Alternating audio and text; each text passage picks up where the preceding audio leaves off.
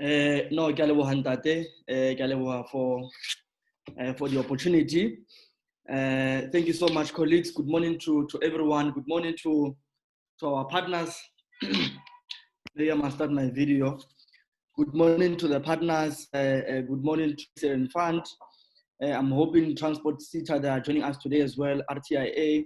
I know that we've got a colleague from RTMC, and also to our partners and collaborators, Oliven Development Association. But also, most importantly, to the people that are joining us, the young people from Team House. Thank you so much, guys, for joining us. We know that you could have done something better than joining us today. Without wasting any more time, as Tawan said, Tsogo Safety is a program that we actually conceptualized in 2017 in response to the fact that we have a lot of young people are actually ones that are causing some of the road fatalities, but also they are also in most road fatalities. And we realize that it is important that one, we start the messaging around road safety awareness, but also the second part is that we also try and expose opportunities that are there within the road transport space, but also ensure that some of the SMEs and NGOs that are within the road safety space are able to be capacitated. So those are the main objectives of the program. And then we actually then partnered in 2018, 2019 to roll out the first ever Tsogo safety program in about 4 provinces. And we did it in partnership with Transport Education Training Authority, which is TITA, and also a Road Accident Fund. But then also, we then resubmitted an application to the Road Accident Fund to say, guys, we want to expand this program because we've done this program in certain provinces, but we realized that there was just a drop in the ocean because we still have high road fatalities and we still have accidents, road accidents, and we still have, the behavior of young people, driving in roads that is absolutely wrong. And we then said, you know what, we want to continue with the program in other provinces, and hence we are here today. So this is the third session of Tsogo Safety this year. We've done about 2 provinces already. This is the third province. And I think the most important thing about this program is that it is about awareness, it is about education, it is about engagement. It is also about, peer-to-peer assessment and peer-to-peer review, and also, learning from each other in terms of how best can we really cap this thing of road fatalities. And it's important because, the stats are there, RTMC and the guys in the road safety space and Road Accident Fund, they will give you guys the stats. They'll tell you how many young people are actually involved in the accidents. It's real, guys. It's real. It's true. People are really dying in roads. And it's very important that we understand road safety. And it's very important that we take it as a very serious matter. And urging all the young participants and all the participants today in the program to really engage, engage with us matters, engage on serious discussion dialogues, and try to understand why is road safety so important. But also on the other hand, I know there's entrepreneurs and SMEs in this program joining us today. Try to find out from these road safety from these road agencies what kind of opportunities are there for young people, so you can be able to continue to engage. So don't forget our 3 objectives. One, it is to raise awareness and conscientize young people about the road safety space, and also raise serious awareness. The second part, it is to capacitate NGOs, SMEs, and young people that are very interested in the road safety space to about opportunities that are there, whether it's internship programs, career opportunities, but also business opportunities. Then the last one, it is to capacitate NGOs to raise the right information on road safety. The second, also able to contribute the messaging. Remember, guys, Tsogo safety is not about going to different areas every year. It is about building capacity, in the NGOs, in the NPOs, and ensuring the community business or CBOs and other NPOs are able to have the right kind of information so they can continue with the messaging. So Tsogo safety is it's divided in many pillars, but I don't want to take too much time because then my colleague Tabang Pala will be able to also give more information about the program, the different pillars, the different phases, and also how then do we continue to engage going forward beyond this one. Thank you so much, Tabang.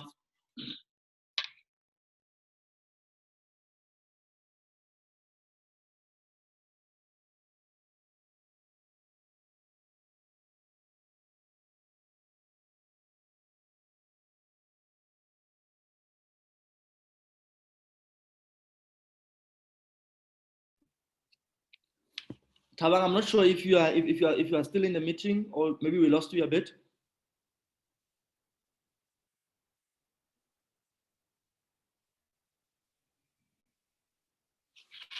Okay, I'm not sure. Abu Dharam said, I'm not sure if Tabang is still in the meeting. Please can you check for us? And Noktula, can you please check if Tabang is in the meeting?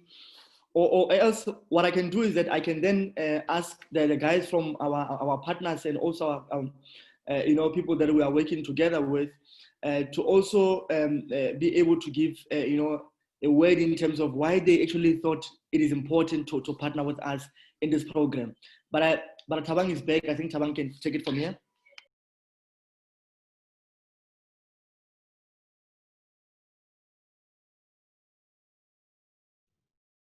Yeah, I think he had some connection issues, but he's back now.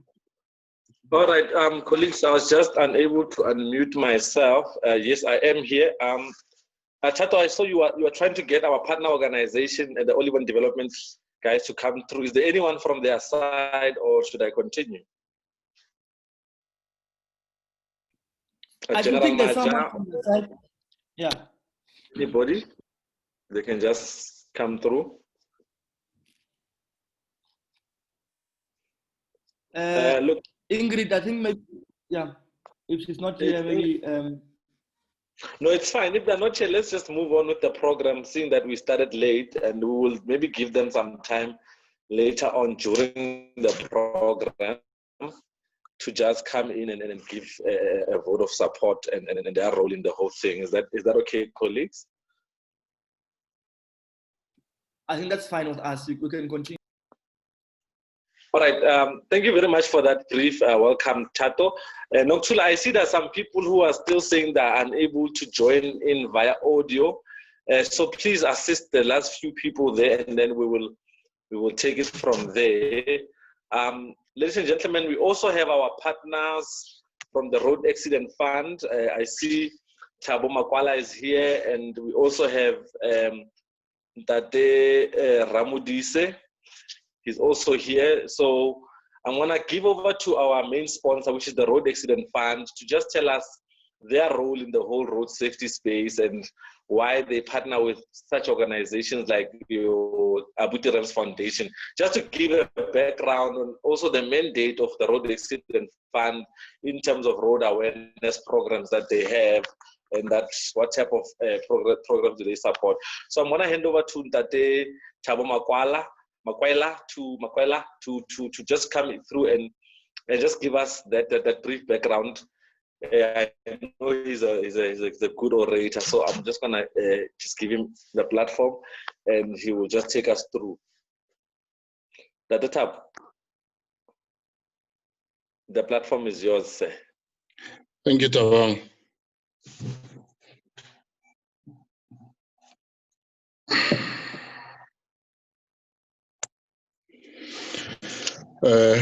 Good morning, everyone. It's Thabo Makwela. Tabang, you're confusing the participants. It's not Makwala, it's Makwela. Some of the guys in this meeting, I believe we've exchanged contacts. We've had meetings together. We've worked together in the past. I'm not sure if I can be heard on the other side, Tabang. No, you are good, Thabo. All right, thank you. No, you're fine. Sorry about that. You're perfect. Okay. Yeah, as I was saying, some of the guys in this group we've worked together. We have exchanged contacts. We've had meetings together, and So they really know my surname. They know it's Makwela, not Makwala. So when you say Makwala, you're confusing them. So morning, ladies and gentlemen, everyone. There's a screen, what do you call, some pop-ups that keeps on coming on my screen asking me to admit people. I don't know if I should admit them or there's somebody behind who's admitting them.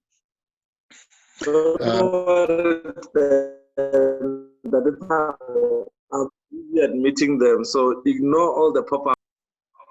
All right. Yeah, ladies and gentlemen, as indicated, my name is Thabo Makwela. I'm from the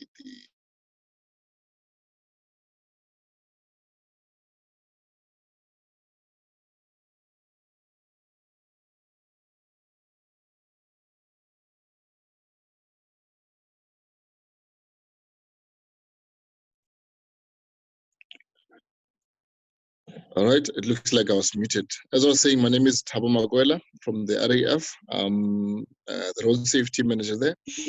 Road the RAF is purely simple to implement and manage road safety programs of the Road Accident Fund. Now, just to benefit some of the guys who might not fully know who the RAF is. I know a lot of people have got an idea of what the RAF is, who we are, what we do. However, just for the benefit of those who might have little knowledge or no knowledge at all, we are a government entity reporting to the Minister of Transport, and our role as a government organization is to compensate those who are injured as a result of road crashes. So we exist purely to compensate or to pay those who are injured as a result of road crashes. We spend over 42 billion rand every single year, and then we get the funds from the fuel levy. I think we get about between 3 and 4 billion rand every single month. And if you look at it, or if you calculate the amount of money that we spend compensating the victims of road crashes, that's a lot of money. If that 40 billion rand is directed to other services or government services, there's a lot that can be achieved with that money. So seeing the amount of money that RF is spending and the number of claims that we are registering on a single every single year. By the way, we register over 240,000 claims every single year. And those are the ones that qualifies to register claims within the RAF. Then you still have thousands more that doesn't qualify to come and register a claim with the RAF. You still have thousands more that still doesn't lodge claims, or you still have hundreds more that have no knowledge of the RAF, or have no knowledge that they can go and register a claim with the RAF. But those with knowledge and qualified to come to the RAF amounts to over 240,000 every single year. In fact, I'm sure when we return to the office, you would find that our target this year has increased to over 250,000 new claims and 250,000 new payment every in the next financial year. So now, looking at those numbers and also looking at the amount of money the government is spending, the RF board decided to establish a road safety unit that would support the Department of Transport and other road safety entities within the country, in particular the Road Traffic Management Corporation, which is the leading agency in terms of road safety in the country. Sorry about that.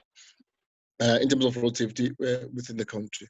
So we play as the RAF a supporting role as far as road safety is concerned. So we,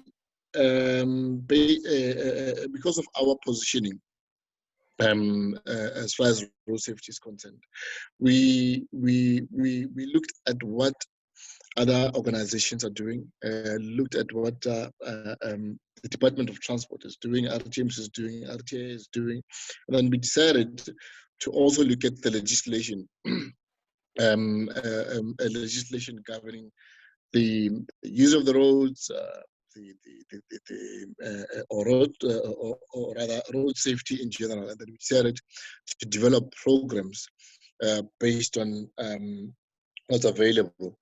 So, truth be told, legislation alone is not enough.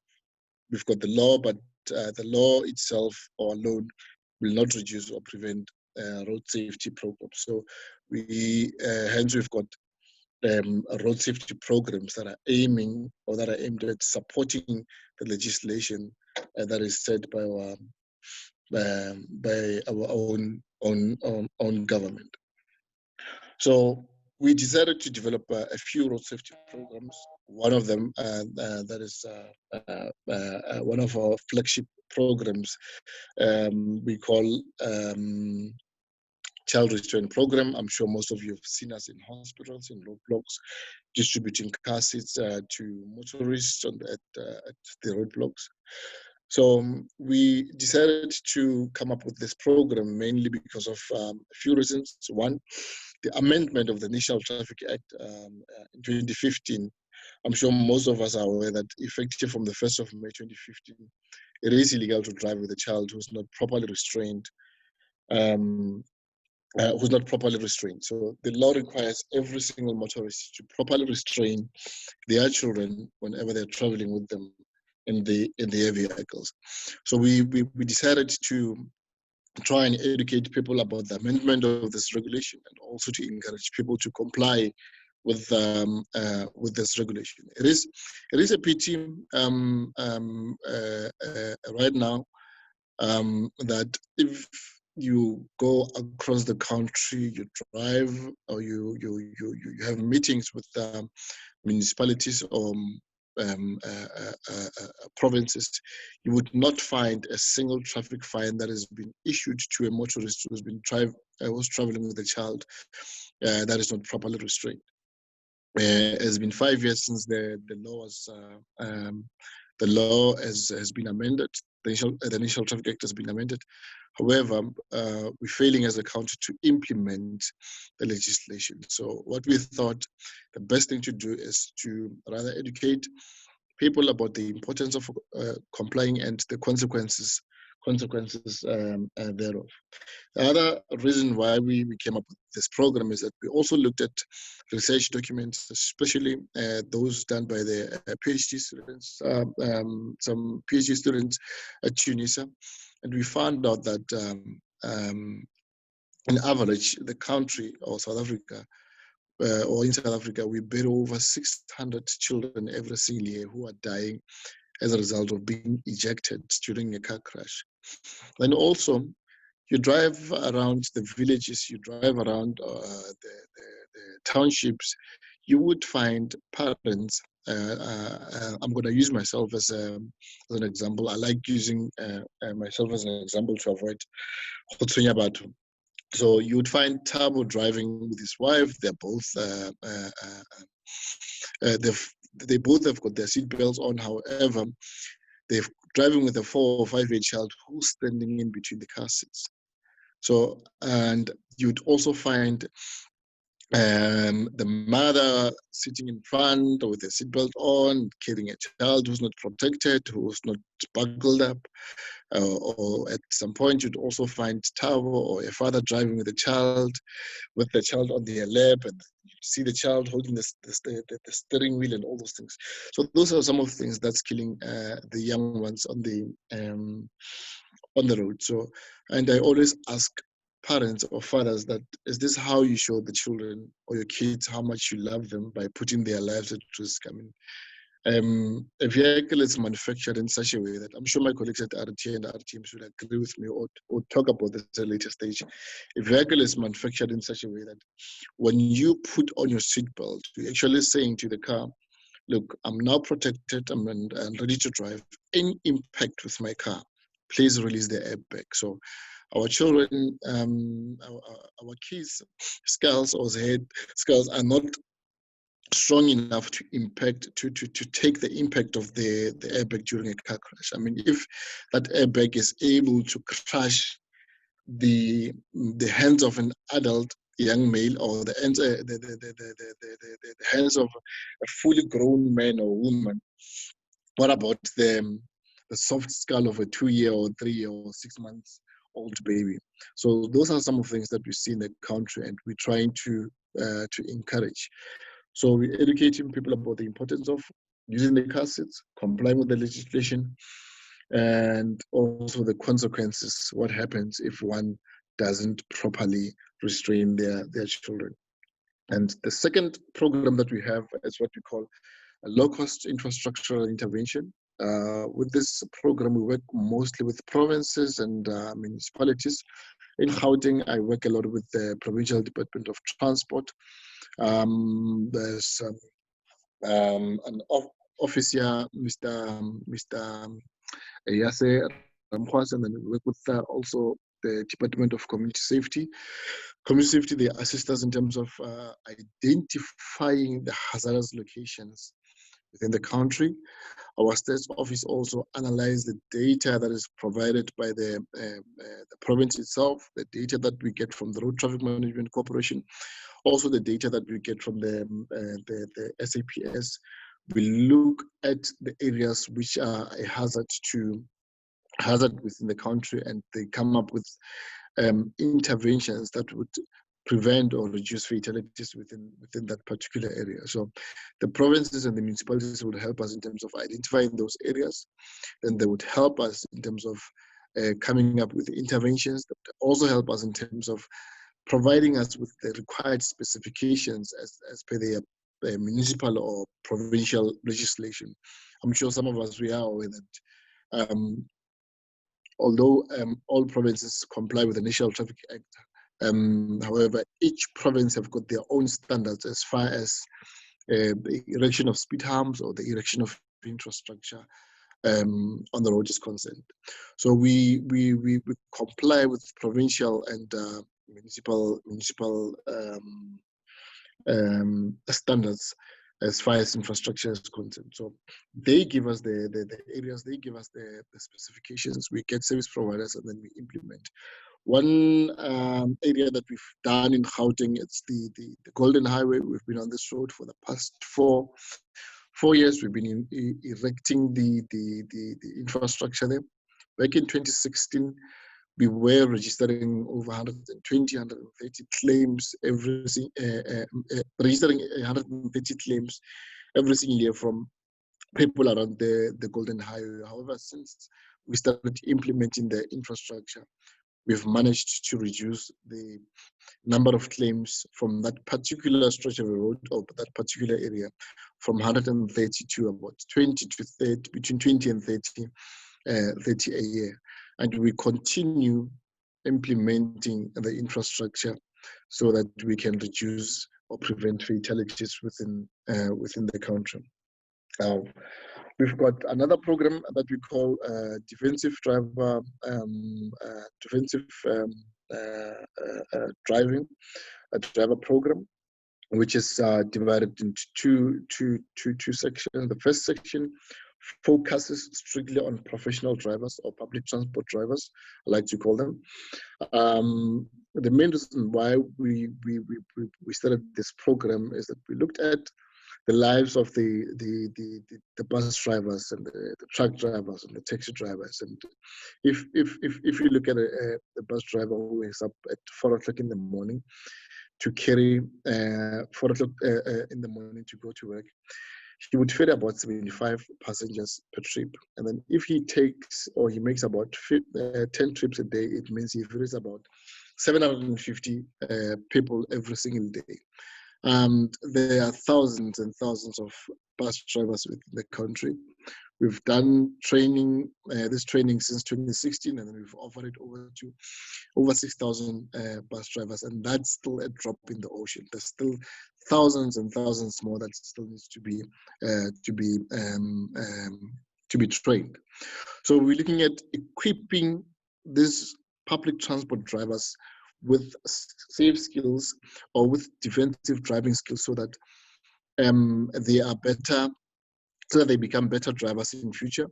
And we believe that if we equip one bus driver with safe driving skills, we would be saving the lives of 750 people that he ferries on a daily basis. And if you have over 10,000 bus drivers in the country, multiply that 750,000 people a day by 10,000. So we'll be saving thousands and thousands of lives. Same can be applied to taxi drivers.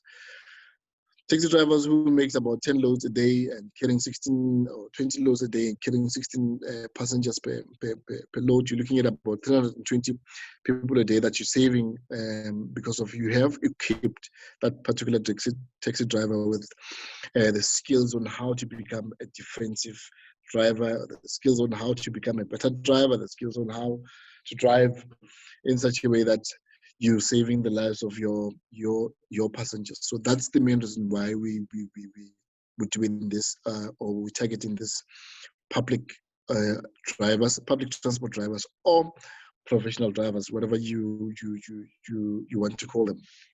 And the second leg of this program focuses strictly on bikers.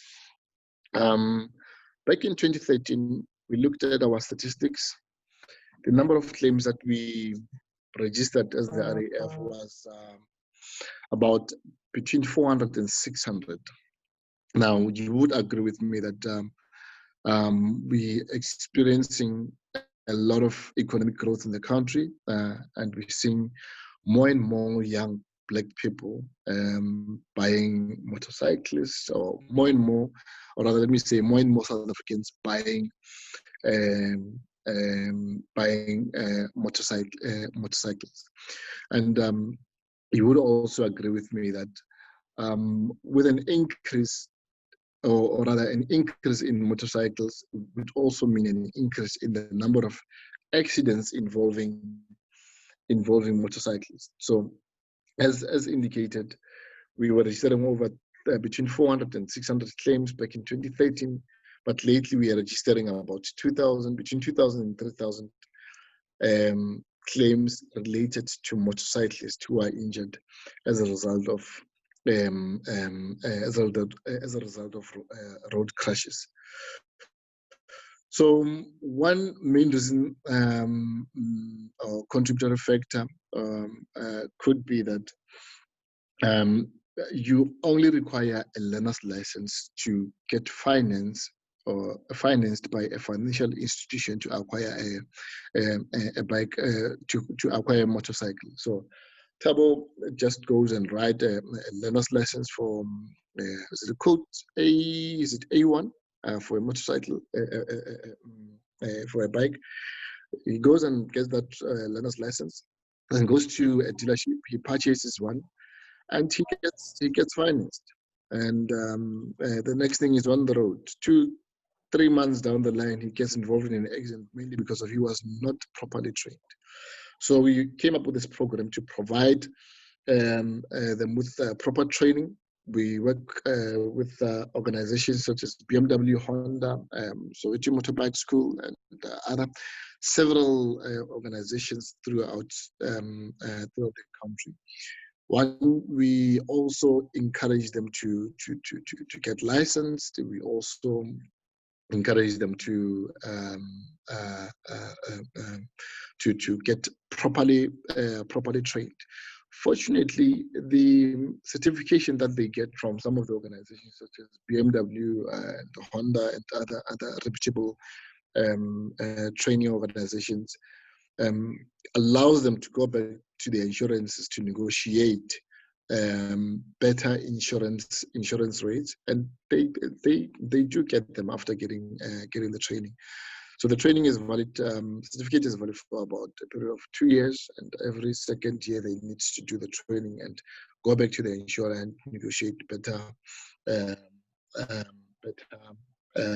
insurance rates.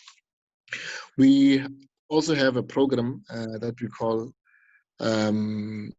Youth Driver Development Program, and this program we started back in 2016, and the first implementation was in 2017, where we had about 120 candidates from Gauteng Fortunately, most of them were absorbed the Premier of Gauteng when we started the program. The program's aim is twofold. One, to contribute to the reduction of unemployment through availing a tool that could assist one in terms of getting employment. Two, to then also reduce a number of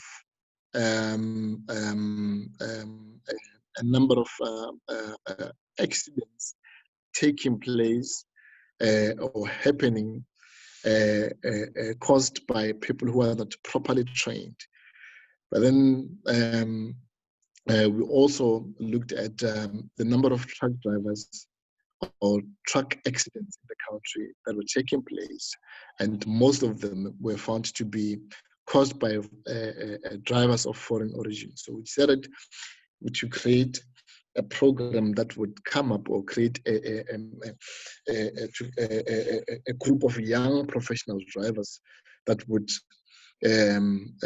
become better drivers, that would become better truck drivers, and reduce the fatalities associated or accidents associated with truck drivers. You would recall back in 2016, 17, there were a lot of accidents, especially in the KZN, and tens and hundreds of people were being killed by trucks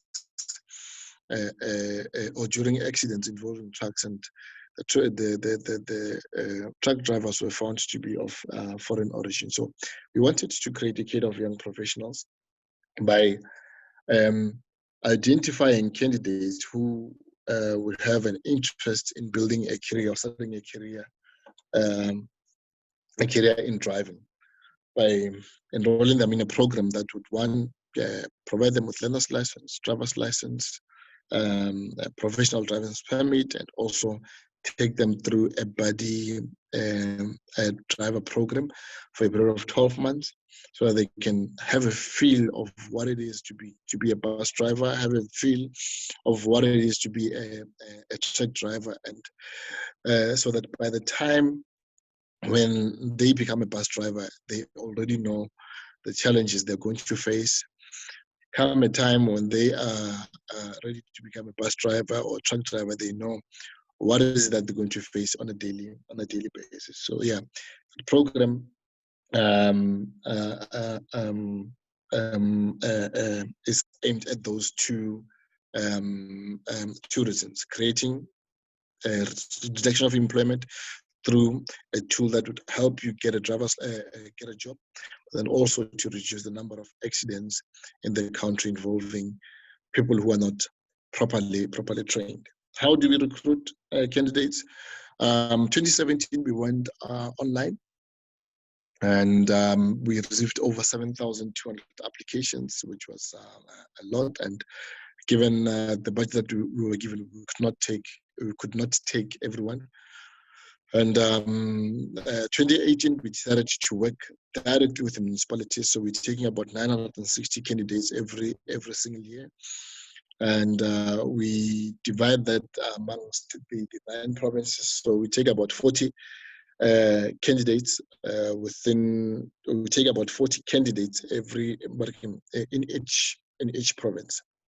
We're hoping in the next coming financial years, our RF board would give us more budgets to increase the numbers, because of the benefits this program has, or this program brings. This year, my focus is on 3 provinces. I'm in Limpopo, I'm in Northwest, I'm also in the Eastern Cape. And I've got colleagues who are helping me. My boss is doing Northern Cape, Mpumalanga and Free State, and my other colleague is doing KZN, and she's doing the other remaining provinces. So those are the programs that we do at the RAF. As I indicated, we looked at who is doing what in the market, and we avoided duplicating what others are doing in the country, and decided to come up with programs or unique programs that are not conducted Now, we also have partnerships that we do as the REF. We work a lot with non-profit organizations throughout the country. We partner a lot with them. I want to emphasize this, we partner a lot with them. When I say partner, I'm saying is that one would invite us, or an NGO would invite us to an event or activity that they have planned and funded themselves, and then want us to come and take part in their activity. So we go there as the RAF, and then we support your activity. We assist where possible with logistics. As long as you invite us on time, and then we are available, and we've got resources to support your activity, we do that. And then we also have funding that we set aside to support non-governmental organizations, either be it NGOs, NPOs, NPCs, public benefit associations, whatever you want to call them. We're not strict in terms of registration. As long as you're a non-profit company or organization, we fund you. However, the proposals that we fund, we want to fund proposals that are unique, that would have a direct effect or impact on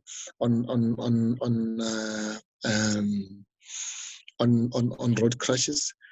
We would want to fund proposals or activities or programs that would have a measurable impact as far as road safety is concerned. However, there are also unique programs that we fund, such as the one we're on right now, the Tsogo road safety program. It's to capacitate non-profit organizations out there that are operating within the road safety space. Look, we couldn't say no to this proposal, mainly because of the ability to reach thousands and thousands and hundreds, or rather hundreds and hundreds of young people out there, hundreds and hundreds of non-governmental organizations throughout the country, which we would not reach ourselves, or which it would have taken us a lot of time and a lot of work to reach ourselves. So yes, we do welcome proposals. We get hundreds and hundreds of them. One thing that we don't do is that we don't accept, or we don't fund proposals that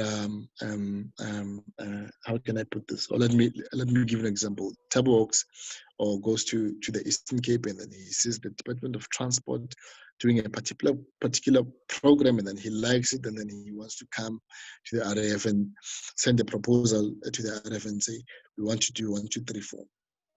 So if it's something that has been done by the RAF, it will not be funded. The RAF committee, proposals adjudication committee, is very, very strict in terms of what is it that they fund, or what is it that they cannot fund. One thing that they cannot fund is the programs that we do as the RAF. As I mentioned, we're distributing cars throughout the country. So if you come up with a proposal that is aimed at distributing car seats throughout the country, it will not get funded. So in a nutshell, that's who we are. That's what we do in terms of road safety, and those are some of the opportunities available for non-governmental organizations or non-profit organizations throughout the country. And I avoid talking about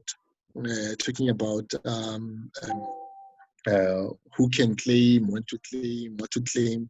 I believe I'm talking to the converted. I believe I'm talking to the people who are operating within the road safety space, and I believe I'm talking to the people that would never come to the RAF and say, we want to come and claim. But should it happen that one is involved in an accident, I'll drop down my numbers. You can give me a call at any time, and then I'll also provide our call center numbers just in case one has got a family member that has been involved in an accident and they want to inquire more about the area of services, what to claim, how to claim, and what documentation to bring.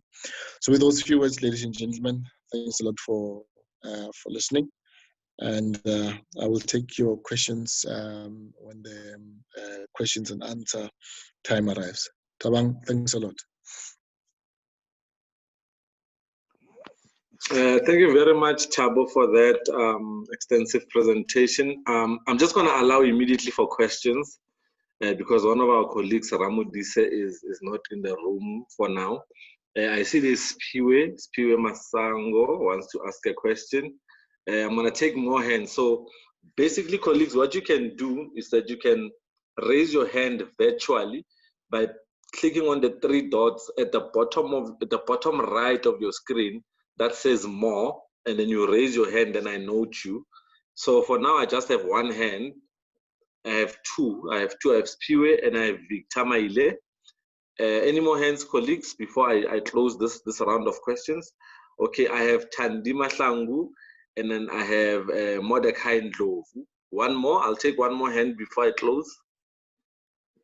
Okay, I'll just go. Spiwe, you can come through with your question. That Spiwe Masango.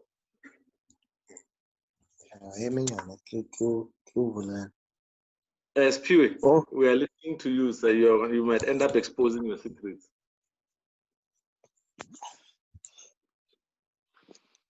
morning, guys. I have this question. I just want to find out when he mentioned that the youth, they have this program whereby they give you an opportunity to become a bus driver and whatnot. Do they register the person who has the license so that he can have a PDP? Because it's the requirements which they need when you drive a public transport or transporting goods. So I wanted to find out there, and how do you apply in terms of if you are interested to be on their program? All right, thank you, Spiwe. The next question will come from Victor Maile. Victor.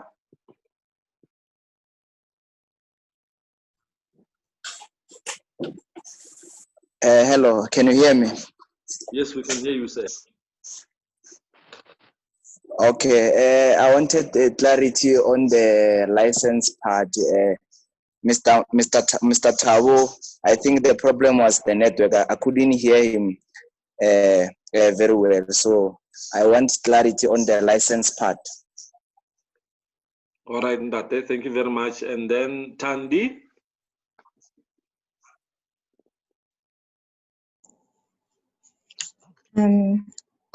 Like if you had an accident, let's say 4 years ago, and you didn't claim, can you still claim, let's say 5 years later? All right, thank you very much. Mordecai. Hi, leader. Thank you so much for the opportunity. My question is very simple. I was Utabu talked about NGOs and innovative ways of working with the structure. So I wanted to ask. We have developed a mobile application for community safety in terms of notification of when someone is in a position of an unsafe place, and this could of course help with mitigating such accidents in car thefts and things like that. So I wanted to find out from Utabo, how does organizations with this innovative solutions partner with the organization? I just wanted to ask more on that part. Thank you. All right, thanks. Ntate Maja.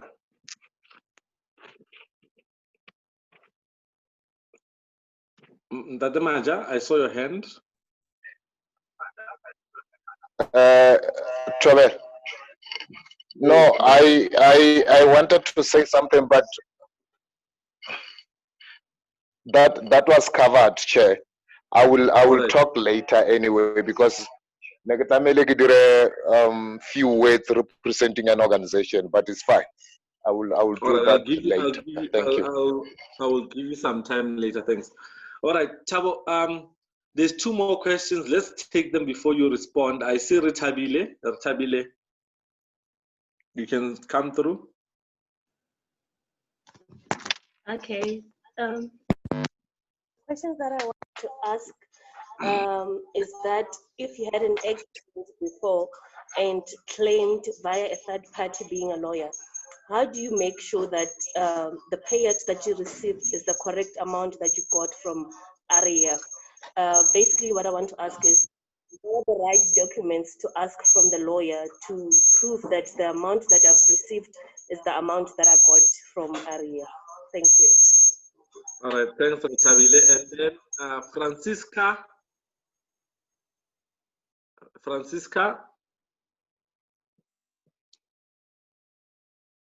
Yes, Francisca, you can go ahead. Okay, I think we have lost Francisca there. Dr. Tabo, you can maybe respond to the questions you've got. Okay, there she comes. You can talk, Francisca. Okay, Mina, I wanted clarity on the participation of NGOs and NPOs on the road safety awareness and the proposal part. Like, I missed that part due to the network. And again, I wanted clarity on the youth driver program. Will it be on for 2021? And if so, how Which program? The youth driver program, the one whereby people are able to get driver's licenses and whatsoever. Oh, yes.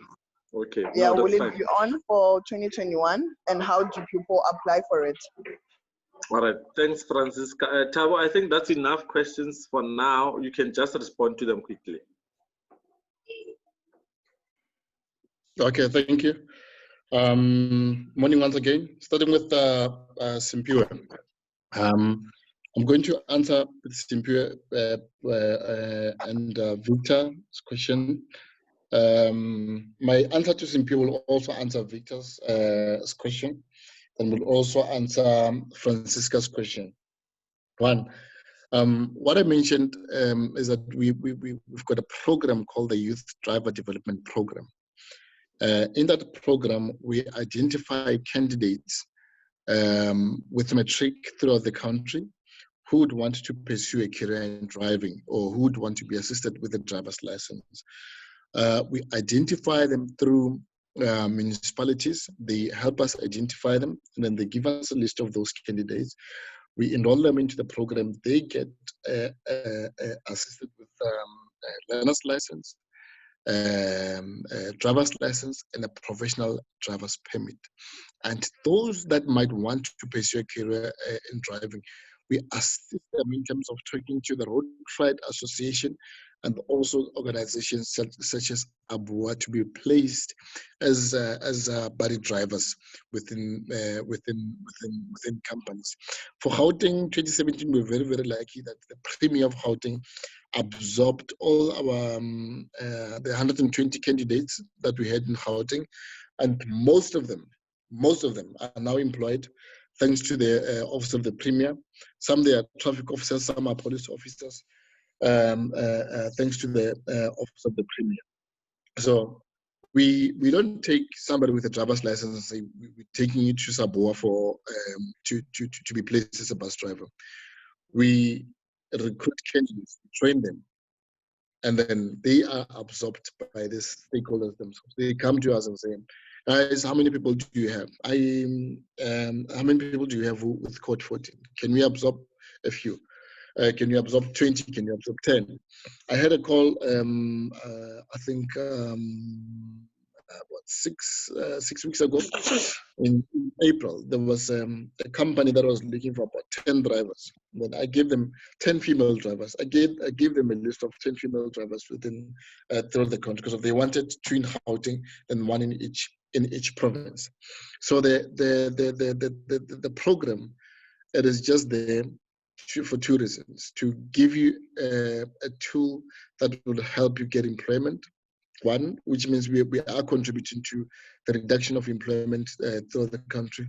2, to reduce the number of accidents in the country caused by drivers who are not properly trained. When I say properly trained, is that I mean those who have just purchased the driver's license. You can go to a traffic department lately. It's not a secret, and buy yourself a driver's license. So we're trying to reduce that. In terms of recruitment, like I said, we recruit through municipal offices. The ward councillors, they are the ones assisting us in terms of recruiting. 2021, Francisca. Yes, we're going to continue with the program. We're hoping nothing will change. You've heard that the RF has got a new CEO, new management. And we're hoping that nothing, not a lot of things would change. All our programs would remain, and then would continue with the program. I'm hoping I've covered Victor, Pure, and Francina with that answer. Sandy, accident 4 years ago, and you wanted to find out if one can still claim. Let me answer it in this fashion so that we all understand it. The law gives one 3 years to claim. If the wrongdoer or the person who has caused the accident is known, the law gives one 2 years to claim if it's a hit and run. Hit and run is 2 years, but if the person who caused the accident is known, then you've got 3 years. But then that 3 years doesn't apply to minors. When I say minor, I'm talking somebody within below the legal age, which is 18. Your 3 years will only kick in when you reach 18. So your 3 years will start from 18, 19, 20. At the age of 21, you'll no longer be able to claim.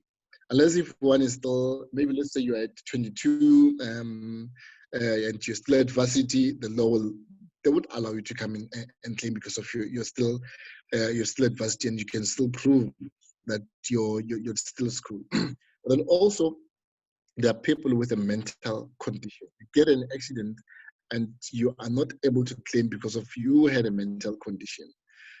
If you can prove that you were not able to come in and put a claim because of a mental condition that you've been treated for, and you've got proof that you were seeing a medical practitioner who was treating you for a mental condition, the law would then allow you, or the other would then allow you to come and put a claim.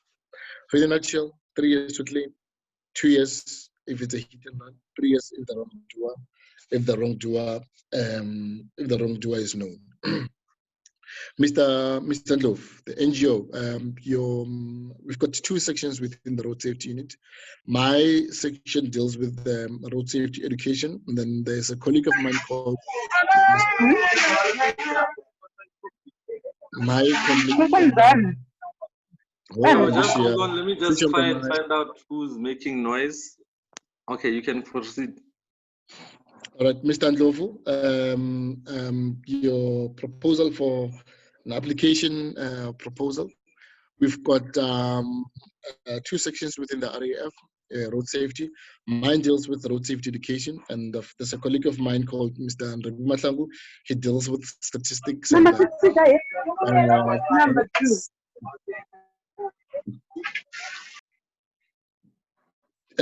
That's his field. So what I will do, I'll drop you his contact details. Then you can give him a call and check if it's something that they might be interested in. So it falls outside my focus area, and Mr. Matlangu is the one that would perhaps have an interest in that application. So we will exchange details. I'll leave my contact details here. You can drop me a WhatsApp or a text message, then I'll give you his contact details. You've claimed through a third party, which is an attorney, and you've been paid. You want to check if what you got from the attorney is actually what the RF has paid. That's a very, very good question, and then we always encourage people to do that. So once you get paid, give our call center,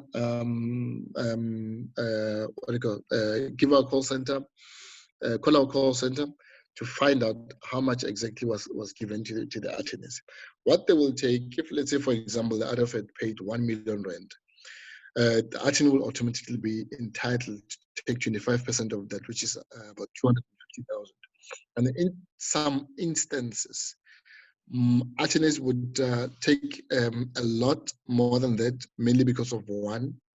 Some attorneys would pay for your medical expenses, they would pay for your groceries. Every time you call them, for them it's a consultation. Every time they send you a letter, for them it's a consultation. So over and above the 250,000 that they would take from that 1 million rand, they might take an additional 100,000 or 150,000 because of the other consultations. So once you lodge a claim with to minimize your cost with an attorney, once you lodge your claim with an attorney, for any inquiries, call our call center. Our call center number is available on the website, but I'll also share it here on I'll also share it so that we have it. And in future, or if you know somebody who has claimed through an attorney, they should start inquiring with our call center rather than calling the investigator.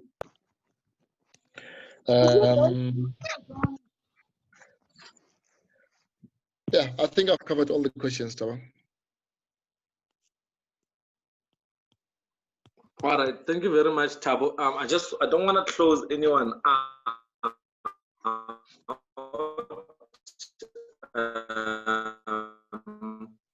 Let me just write. Colleagues, is there any clarity-seeking questions before we move on to the next session? Because we just have a bit of more time because Dr. Ramudisa is not available yet. Colleagues, if you're unable to raise your hand virtually, you can unmute your mic and talk and then ask your question. I will allow that for this round. Anybody? Somebody? All right, it looks like there's no further questions. So thank you very much, Tabo, for that. I'm going to move on to Dr. Rosh Mambabolo's presentation, which is on the business canvas model. And it dives in, it gels in straight well with the presentation you just gave in terms of the support you give to organizations and the calling for proposals that you have that companies, non-profit companies can come through and give sort of like a proposal to RAF. So Rosh is going to get in and just present the business canvas model, which is a nice model when it comes to how to run effectively first an organization and how to also prioritize certain things in your organization so that it makes sense. Also, how to also draft the proposal. It also helps you to understand the different aspects of a proposal. So colleagues, please, this is more of where the workshop really starts, where we are training you in this area of workshops and of business canvas model. So please be attentive, take notes,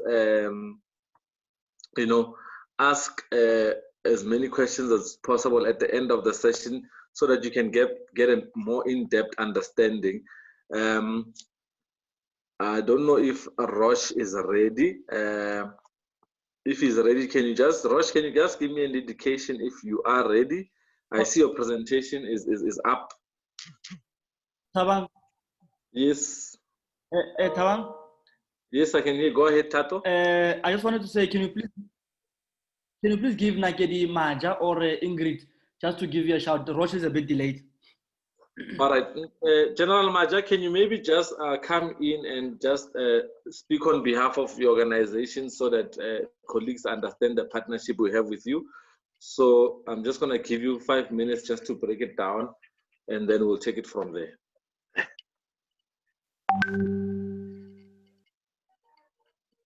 Okay, all right.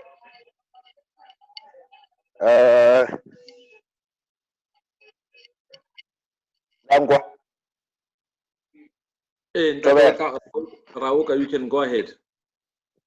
Okay, thank you so much, Tabang, Tato, Abuti Rams, RAF, Tsogo, participating today. I'm Nakedi Maja, working for an organization. It's a community development center based in Olivenhout. Those of you, Balasatsering Oliven is just in Centurion, region 4 of Tshwane. We are a skills development or youth skills development center that provides various skills development programs to unemployed youth that they are able to secure job opportunities at the end of the day or immediately after completing their studies. We actually partnered or we were identified as an ideal organization that Tsogo and Abuti Rems and RAF can partner with in terms of rendering awareness campaigns specifically for road safety purposes. And we appreciated that, and as we are partaking today, we are more than willing to take this further. Why? Because as individuals, as an organization, we are once again provoked or touched by a number of accidents that are happening on a day-to-day basis. To quote few, some days ago, the residents of this country or people of South Africa protested. Why? Because on the N1, someone died the car accident, and then N1 South, 10 people died. Why? Because taxi the collided, and then the other 10 happened because of a truck and a taxi. No, it's 41 people that died in Randfontein, where a taxi and a truck collided. And if you check the stats, this simply means someone has to be always reminded, or Chief Lukman, you need to be cautious when driving. And Kherchega, this morning on Centurion records, it reflects that number of arrests, especially in Pretoria or road usage, due to drunken driving and all that has increased. So Mapelo Abato are at stake. And it's up to us as societies, it's up to us as individuals, it's up to us as organizations, companies, private companies to contribute and play a role in changing the mindset of our brothers and sisters. Guys, thank you so much. I believe that we are not only participating more, like Zoom. We're going to make sure that we implement programs that will change lives for our country. Once again, Chairperson, we spoke at the last engagement that the taxi drivers, specifically the Avanzas that are actually around Kokasi, are mostly driven, they are not licensed. Some of them, they are from the neighboring or foreign countries, and of which Bocheka, their driving style, it's not that good. Taxis themselves, arrogant, stubborn, and it's somehow that the Lojao would customer care, communication skills, they are tokahala to such drivers. And once again, thank you for having trust in us as an organization, and we're looking forward to work and contribute positively so to the entire society. I thank you. God bless you. Thank you very much, General Maja. Colleagues, as I was saying, that we have an expert in enterprise development and concept development, Dr. Rosh Mamabolo, who is going to take the platform and present or workshop us rather on the business canvas model. Dr. Rosh Mamabolo, are you there with us? Dr. Roche, are you there? I see you're connected, but I'm not sure. I'm here. All right, colleagues, I'm going to hand over to Dr. Roche Mambabolo. He's going to do a short presentation for the business canvas model for 30 minutes, and then he will take questions immediately after his presentation. Thank you, Dr. Roche. Over to you. Thank you. Thank you, Tabang, and thank you to Utirems and Tato and the entire Tsogo road safety program. So mine is going to be apologies. Mine is going to be a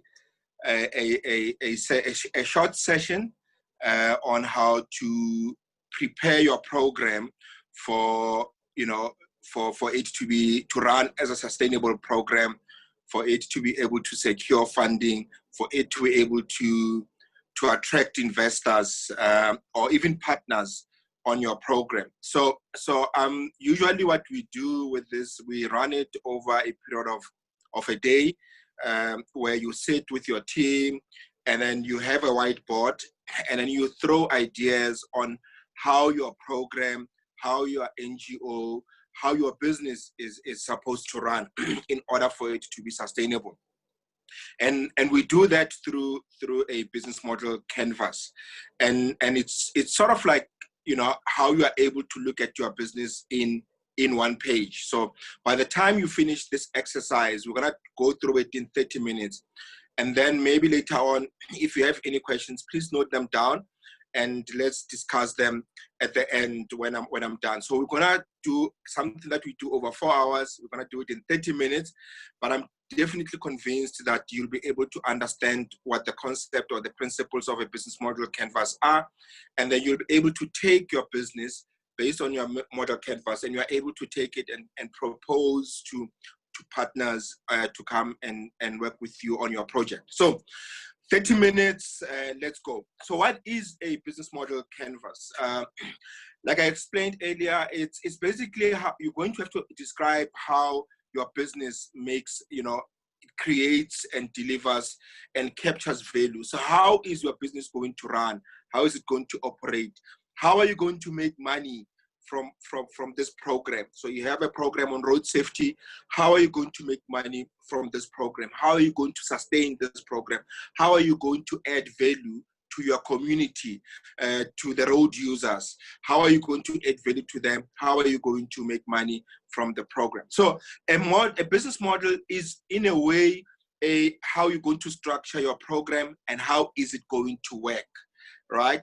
What I've seen, one of the biggest challenges that I've seen entrepreneurs make is they have good ideas, they have good intentions, but they don't have a plan on how they're going to execute that idea or how they're going to execute that program. An idea on its own is not enough. You need to have a game plan on how you're going to take that idea, that program, that NPO, how are you going to take it and turn it into a model that works. So having just an idea, we all have ideas, that's not enough. You need to have a game plan, right, on how you're going to execute that idea. So a business model is precisely that. How are you going to do this thing? How are you going to operate this idea? How does this idea look like in a model and how is it going to work, right? So that's a business model. A business model canvas, therefore, is a step forward. A business model canvas is how do we take this model and put it in one page, right? So it's basically you are able to, in one page, you're able to see how your business, how your NPO, how your program is going to work, right? So we're taking all these mechanics of my idea and we're putting it in one page. And that way we're able to see the whole business or the whole program, how it operates in just one page. So I'm going to use as a case study or as an example, I'm going to use and you'll see this is how your business model canvas will look like in one page. So there's 9 components to it, and we are going to go through that in the next 30 minutes. We're going to go through all these 9 components. As I'm going through these components, start looking at your business, at your NGO, at your program and start asking yourself, is your program, your NGO, is it working in line with the business model canvas? Are there some gaps? Are there some things that are missing in your business model? And can you pull those and put them on your canvas? So if you have a blank piece of paper and a pen, as I'm going through this, start filling up based on your business, based on your project. What are the aspects that will make my program to be successful? So there's 9 building blocks that I'm going to go through very quickly with you. And as I'm going through them, start thinking and applying those in your business or your program, right? Or even when you're running an NGO, right? Start having those aspects, pull them through. So you might have missed some things. You might have not known that you need to have this in your model canvas. Pull it through as I'm going through all these 9 activities. So I'm going to use, for instance, as an example, right? It's not something that I've done before, but I'm just using this as an example that you can apply in your program. So I'm going to use a Scholar Patrol program, right? So this is just an example. Don't take it as if I've done this before. I'm just using this as an example of a program that I've decided to do. So start thinking of yours. And as I'm going through, I'm going to show you how to apply these 9 building blocks on your program. So mine is a Scholar Patrol program. You might have a learner license program. You might have all these other road safety programs that you want to do or you already have going. So let's test those on a business model canvas. So the first aspect of your business model canvas is what we call customer segment, right? So who are your customers, right? And one of the biggest mistakes that I see entrepreneurs do is they want to say, I'm going to get funding from from RAF, or I'm going to get funding from an insurance company on my program, and therefore these are my customers. Those are not your customers. Those are your sponsors, right? You need to know who your customers are. It's important to know who those customers are. And remember, your customers are people. It might be young people, it might be old people, it might be people in rural areas, it might be people in urban areas, it might be people in cities. So you need to identify who your most important customers are, right? So are they young? Are they old? Are they males, females, right? Where are they? Are they rural? Are they urban? Are they in cities? Where are these customers, right? And what is their spending patterns? Or sometimes it might be, how often do they use my services, right? So it's important to know them. Know your customers in such a way that knowing your customers will help you know who your customers are not. Because sometimes we have these programs and we think everybody's my customer. No one, not everybody. There's no customer called everybody, right? So you need to identify, my customers are young people, my customers are people in rural areas or in urban cities, my customers are mostly men or are females, my customers earn money at the end of the month, so they spend most of their money at the end of the month. They spend their money on alcohol, on education, on all these things. Spend time knowing who your customers are, right? Don't confuse your sponsors as your customers. Your sponsors are not your customers, right? You need to start thinking, how am I going to derive value? How am I going to make money from this program? So it's important to know. And another distinction is, it's also important to know the difference between who your customers are and who your consumers are. There's a difference between the two, right? So often they say the customer and the consumer are the same, but there are instances where the two are different. So let me give you an example. So I go to a restaurant, I order food, I eat, and I pay. So in this instance, the customer and the consumer are the same, right? Because I pay and I eat.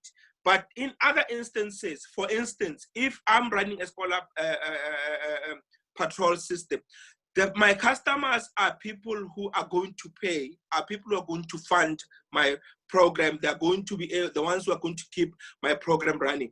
My consumers, in other words, the people who consume my product, are the students who are crossing the road. They consume my services, but they are not paying for my services. So that's where the difference between a customer and a consumer is. So know the difference. A consumer is someone who uses, who consumes. A customer is someone who pays. More often, they might be the same, but there are instances where they are different. So know your customers, spend time knowing your customers. Any project, any program, any business, any NPO that does not have a customer is not a business. It's not sustainable. You need to have your customers. You need to have people who are going to pay for your services, for your program to be sustainable. No customer, no business, right? So let's apply these principles to my Scholar Patrol case study or example, right? So on my Scholar Patrol case study, my most customers are my students, right? Because they're the ones I'm saving, I'm protecting them, right? They are young, right? Age group between 6 and 18 years. They are males and female. Depending on where my program is, if I'm in the rural areas, villages, that's where they are, right? Their spending patterns, in this case, because they're students, they're not spending anything, but they are using my services during school times. So I know for a fact that January and November, I am busy because that's where my customers need my services. During December, during school holidays, they're not there. During June holidays, they're not there. So I know when they use my services. So it's important to know when do they use the services, how old are they, where are they, right? Also, who is paying for this, right? So if the school is paying for our services, the school is our customer, but our consumer are the students, right? The scholars, right? So it's important to know who is paying, when do they need our services, where are they, how old are they, so know your customers very well. The reason why it's important for you to know your customers is that it helps you know who your customers are not, right?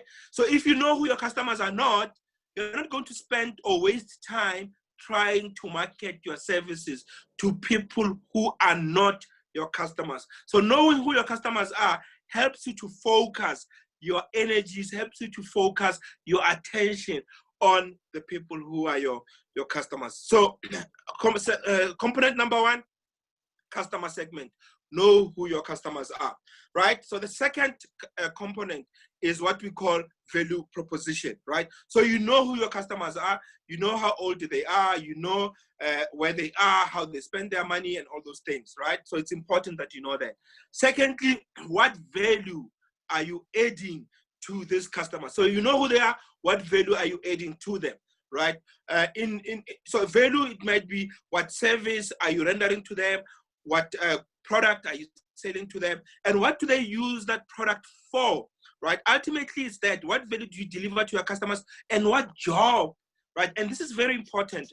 What job is this product doing for them, right? And which problem are you or pain are you solving for these people? So I know my students, I know they are young, I know they are in rural areas, I know they are busy during school terms, and in December they're not there.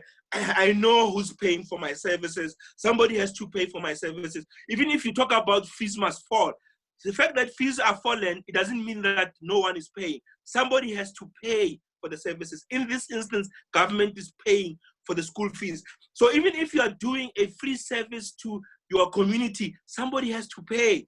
Find out who you can convince to pay. So the value in this instance for my customers, right, is, if I'm to bring back my Scholar Patrol case study, the value that I'm offering for my students is safety, right? I'm offering safety to my customers because they are crossing the road in busy intersections. There's trucks, there's taxis, there's all this traffic, and they need to get to school on time, and they don't want to be late, but at the same time, they're afraid they'll be hit by a car or by a truck. And so my service of Scholar Patrol, what the job that I'm offering to my students is safety, is healthy scholars, is scholars who are no longer scared to get to school.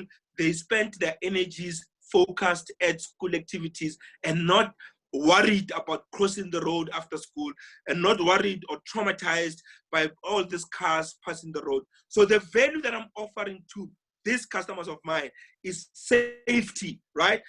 Again, it's important to understand that I'm not offering patrol services. I'm offering safety through patrol services. My customers are not buying Squalor Patrol's clothes and stop signs. They're not buying that. They are buying safe students who are able to get to school without being hit by a car. So it's important to understand what value. No value, no business, right? So it's important to understand that you need to provide a value. And that value is something that your customers need to appreciate and need to want. If you put your Squalor Patrol services in a place where there are no cars, for instance, there is no value that you're offering because there are no cars. So your value needs to be in relation to the problem that you're solving for your customers. So we have done customers, we know who they are, we know where they are, we know how they use our services, we know the value that you are offering to these customers. The third component of a value proposition canvas is how do we get this value to our customers, right? How do we deliver the value from ourselves to our customers? What channel are we using to make our customers access our services, right? So we know who they are, we know where they are, we know the value that we have in ourselves, we know that this is important that the customers need. How do we take this value and how do we deliver it to our customers, right? So for instance, if you are running a learner license center where you are teaching students how to get a learner's license, as an example, so the channel that you are using is you might have a room, you might have desks, right? Your customers have to come to you. They have to come to the center where you're going to teach them on K53. You're going to teach them on the rules of the road. You're going to teach them on all these things that they need to know before they go write their learner license. So the channel that you're using is you need to have a space where your customers are going to come to you and they're going to learn on K53. That's the channel that you're using. No channel, they can't access you, right? So another form of channel, say for instance, there's COVID, and as a result, we are locked down and people are not allowed to move around, right? Now the channel of you having a venue is disturbed. What's the other form of channel that you can access your customers? You can say, okay, no problem. I will put my sessions online via Zoom, so my customers can still learn K53, but in this way, they won't come to, because the channel is changed, they won't come to my business, they'll go online.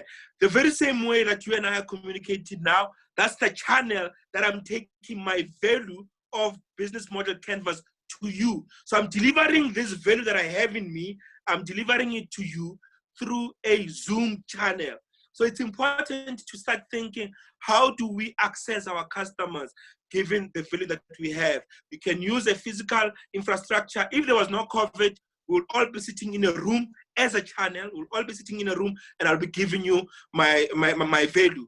But because there's COVID and because you are too far and all those kind of things, we have changed the channel.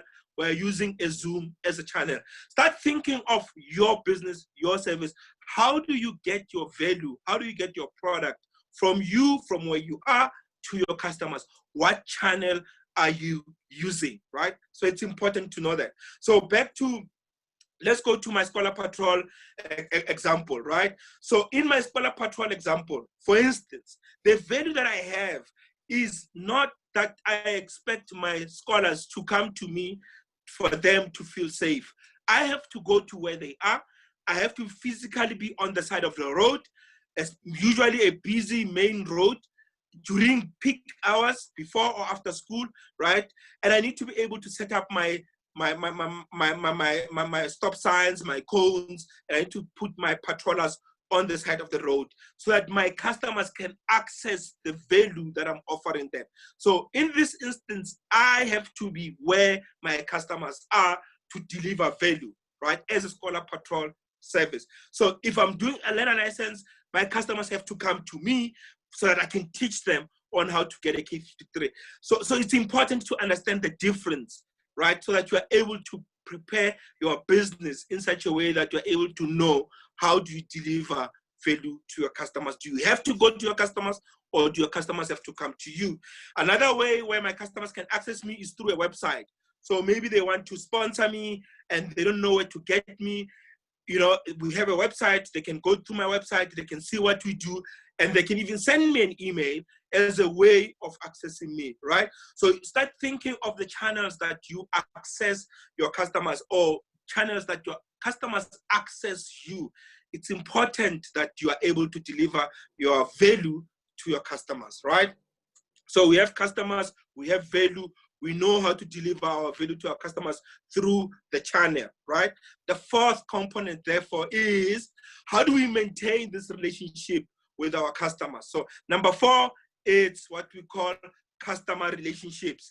How do we manage this relationship? How do we keep this thing turning around and around and around? Because happy customers means happy business, right? So if my customers are happy, they'll keep on coming to me, they'll keep on using my services, and I'll keep on rendering services to them, and I'll keep on making money, and the program, the NGO, my business will be sustainable, right? I need to maintain these relationships with my customers. So it's important to not just do what I call a smash and grab approach, where you just come, you ask for money, you make money, you are gone, right? You need to be able to maintain a relationship with your customers. More often than not, as business people, we focus on just getting customers, but we don't focus on keeping them and growing them, right? So it's important that you focus on how do I keep these people? How do I keep my customers? How do I retain them? How do I grow with them, right? And as your customers grow, how do you grow with them? So it's important to be able to balance the two, right? Keep your customers, maintain them, grow with them, and as they grow, they will grow with you. So it's important to maintain those relationships, right? So back to my scholar patrol exercise. Now, my customers would be, for instance, the schools around that. So every month they contribute. The schools around, they contribute to our scholar patrol, right? So I need to make sure that every month I make sure that I give them reports, I give them feedback. You know, I visit them. Are there any complaints? Are the scholars happy? You know, we have managed to reduce accidents in the area. We've managed to get the students, because of our services, students don't get to school late because they were stuck in traffic, afraid to cross the road. You know, visit your customers, visit them, give them reports, maintain that relationship. Are you happy? Are there any complaints? You know, and things like that. Build those relationships so that your customers are happy with you. And when they're happy with you, they'll continue doing business with you. It's important to understand that people do business with people they like, right? If I like you, I like what you do, and you're somebody that I can work with. Remember, this is a marriage, guys. Customer relationship is a marriage. You stay in a marriage because you're happy. If you're not happy, you leave. So the same with your business, your project, your NPO, whatever you do, people will only do business with you if they like what you do, if you're somebody they can trust, if they have a relationship with you and that relationship is good, they'll continue to do business with you. But if you don't have a relationship, it will be difficult for them to trust you. If they give you money, they'll make sure that they are there, they double check, and because they don't trust you, right?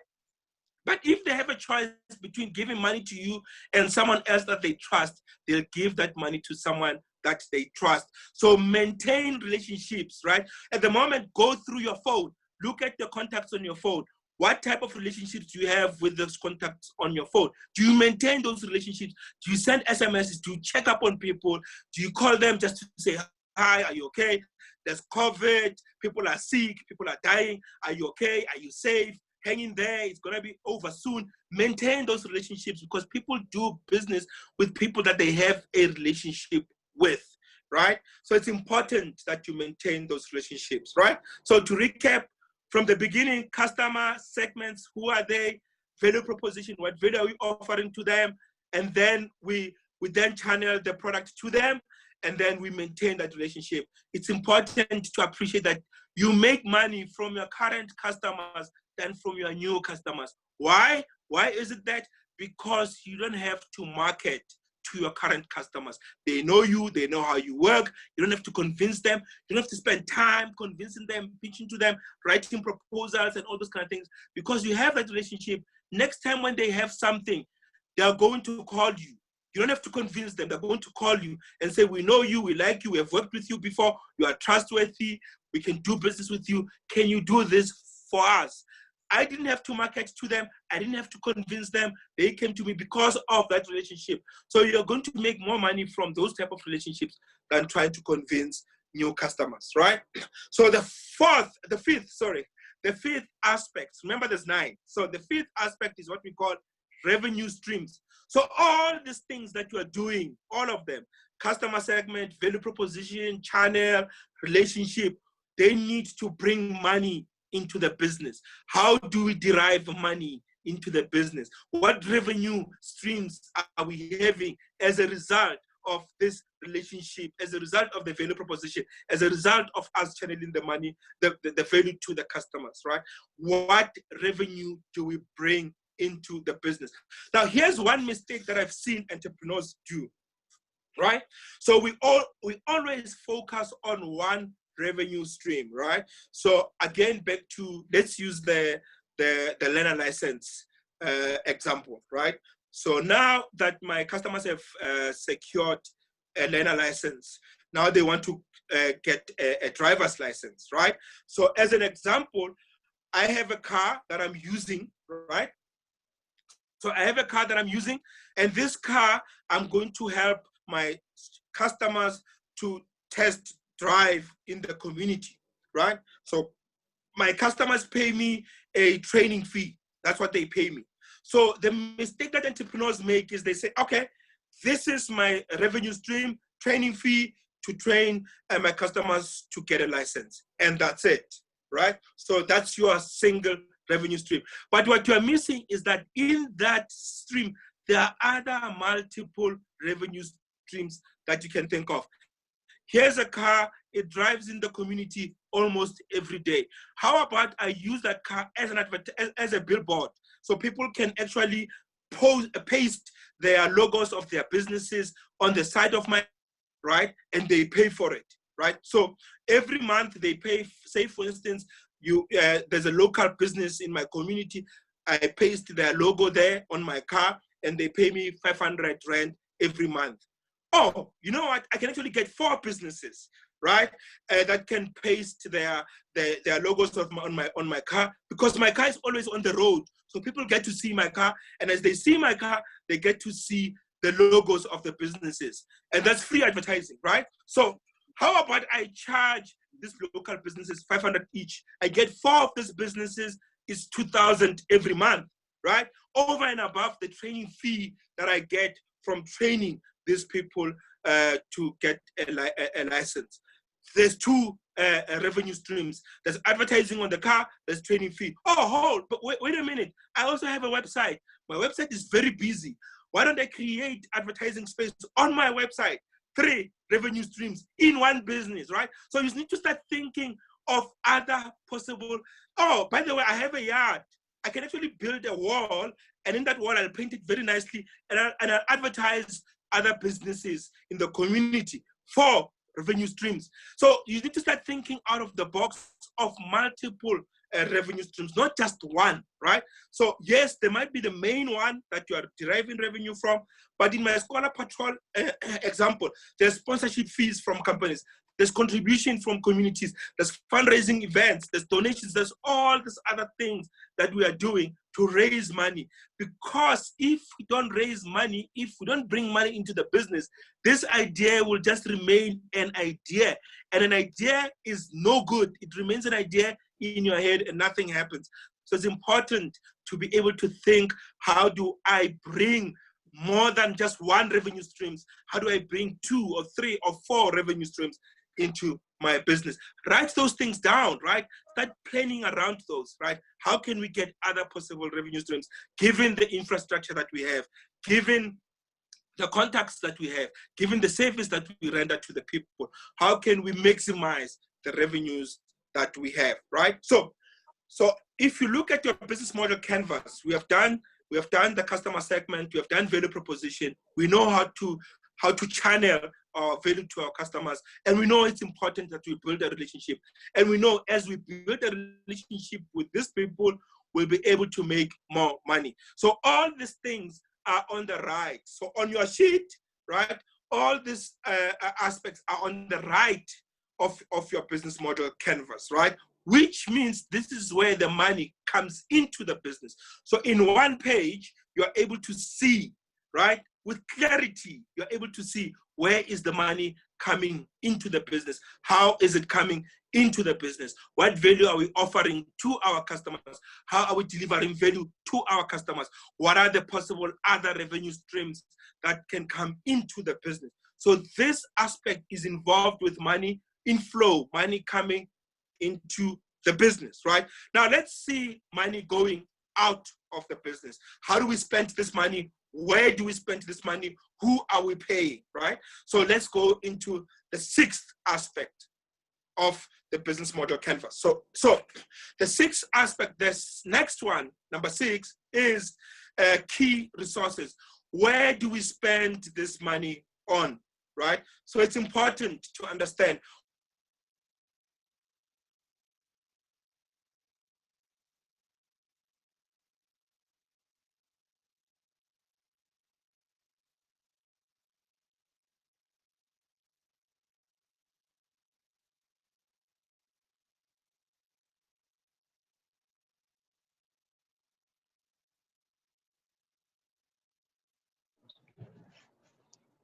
Is Dr. Roche still there, colleagues? Is it me or he's cut off from everyone? Tsogo, I think we have lost Roche. Just waiting for him to come through. Okay, let's just give him a few minutes. Are you still controlling the presentation, Rams? Rams? He's back now. All right. Roche, are you able to continue? Sorry, I'm back. Yes. All right. Continue that. Yes, we can continue. All right, cool. Okay, sorry about that. I think it's network issues. So we were still busy on the sixth aspect of the business model canvas. Remember now we're focusing on money going out of the business. So where is it going? Who are we paying? How are we spending it? So it's important to understand where and how and to who are we spending the money on. So the first one I said is key resources. What resources, what assets do we need for our business? So it's important to know, in order for us to render a service, to offer value, do we need finance? Do we need a building? Do we need some training skills? So it's important to know what key resources do we need. If I'm doing scholar patrol services, what services do we need? If I'm doing a K53 training services, what do we need, right? So it's important to know what are the assets that I need to spend so that I can be able to run my service. So in the case of scholar patrol services, for instance, I need safety clothes, right? I need to buy safety clothes for my patrollers to be visible on the road so that they are able to know as the scholars get on the road, they can see who are the patrollers. So safety clothes is important. It needs to be able to be visible in dark clouds, for instance. It needs to be able to flicker, right? So safety clothes is important. Signage is important, right? I need to have the stop sign. I need to have the cones on the side of the road. So I need to have signage. I need to have boards, scholar patrol ahead. You know, I need to have those things that are visible. So I need to have signage. It's important. I need to train my team or my patrollers. It's important that they are well trained. So I need to pay someone else to train them, right? I need to have a website where we can advertise our services. Maybe there might be other schools in the areas that need our services. So I need to have a website. So I need to pay somebody to design a website for us. I need to have a mobile phone. In case there's emergencies or maybe somebody wants to communicate with me, I need to have a mobile phone. So this is where we are going to spend our money. We need to buy key resources for our business. Once again, start thinking of your project, start thinking of your NPO, start thinking of your business. What are the key resources that we need? For my Scholar Patrol, these are the key resources that I need. I need to pay these items. I need to be able to have them, if they are stolen, I need to be able to replace them. If they're worn out, I need to be able to replace them. So these are my key resources for my Scholar Patrol program. What are your resources for your business? So start thinking, what are the key resources that you need for your program? Again, guys, it's important to know these things. When you go ask for funding and they say to you, okay, what do you need the money for? You need to be able to say, I need the money for 1, 2, 3, 4, 5. Don't just estimate, and I need 2,000, I need 5,000. For what? You don't know. I think I need this thing. I think I need that thing. How much does this cost? I don't know, right? That shows that you're not prepared. So start thinking of what are the key resources that you need. Start getting quotations for those key resources that you need. Add them up. They'll give you a total amount, and that's the amount that you're going to need funding for. Or that's the amount that the business, if the business is generating revenue, that's the amount that the business will have to continuously fund should anything happen to these resources. So it's important that you know what your key resources are, but you also know how much they cost. It's important. Start getting quotations now, right? So that when you go look for funding, you've got your estimates based on quotations, not on guesswork. So it's important that you do that. So key resources are important. Now, the seventh aspect is, now that we have these resources, what are the key activities that we are going to run to use these resources? What is it that we need to do from A to Z? When a customer walks in, what is the first thing that needs to happen? What is the second thing that needs to happen? What is the third thing that needs to happen? What are the key resources, the key activities, my apologies? What are the key activities that we need to run, right? So if I'm running a learner license training center, for instance, when a customer walks in, what is the first thing? They need to register, they need to have their ID, they need to have whatever that they need to have to produce, right? Step number one. What is the second activity that they need to do? Once they have registered, we then look at the calendar, we fix a date for them to come write the exam. That's activity number 2. What is activity number 3? Do they have the guide? Do they have the K53 guide? If they don't have it, we give it to them. Number 4, they come back to write. So what are the key activities? Step by step, by step, by step, right? So in my Scholar Patrol program, here are the activities that me and my team, my patrollers, have to engage in. Firstly, we need to arrive on time, on site. Remember, we're delivering value. The channel that we're delivering this value is us being on site. That's how our customers access our services. We need to be on site, right? Activity number 1, guys, school starts at 8. We need to be on site at least 6:30. Arrive on time, right? Between 6:30 and 7, we do a roll call. We check who's there. Are we all there? Are we all complete? Is everybody there, right? That's activity number 2. Activity number 3, we set up signage. Guys, let's distribute the cones. Let's put the road signs on the side of the road. Let's set up the signage, right? Activity number 4, all the team, they need to be in visible safety attire. So we all need to be in visible safety attire with the caps, with the BBs, with everything, gloves if we need. We need to be in safety attire. Activity number 5, take position. We take position, we all take position, who's standing where, who's doing the signs, who's doing the monitoring of the traffic, right? We take position. Activity number 7, we monitor patrol. Then by that time, maybe it's 7:30, the kids are now busy. It's busy now. We're monitoring, we're patrolling the road. 8 o'clock, the school starts, 8:30. We then disperse. We take our things back. We write the report. Were there any incidents? Were there any accidents? Were there any unusual things? Maybe it's pension day. There are old people who are crossing the road. So we note those things down, right? Were there any reports or incidents? That's our key activities, step by step. We need to know how our business is going to work, step by step. Again, we are taking this idea from our head. we are putting down in paper. It's important to see this idea working in paper, step by step. Write those things down. If the captain or the captain of the patrol is not there, who takes over? Who's the deputy? Right? Write those things down. Let us see how this thing is going to work on paper. Again, if you go ask for funding or you ask for funders and they ask you, how is this thing going to work? You'll just pull out your business model canvas and you say, here are the activities. This is how we're going to run this project. This is how much we need. This is who our customers are. This is the value that we are giving to our customers. This is how we are changing the value to our customers. This is how we intend to keep our customers. And this is how much money we are going to make. You know, so have those things in one page. It's so simple. It's so painful, right? So have those activities, write them down, right? So once we know what those activities are, so we know how the key resources, we know what we're going to do with those resources. The eighth aspect of the business model canvas is, who are we partnering with? Who can join us? Who can help us in this program, right? So who are our partners?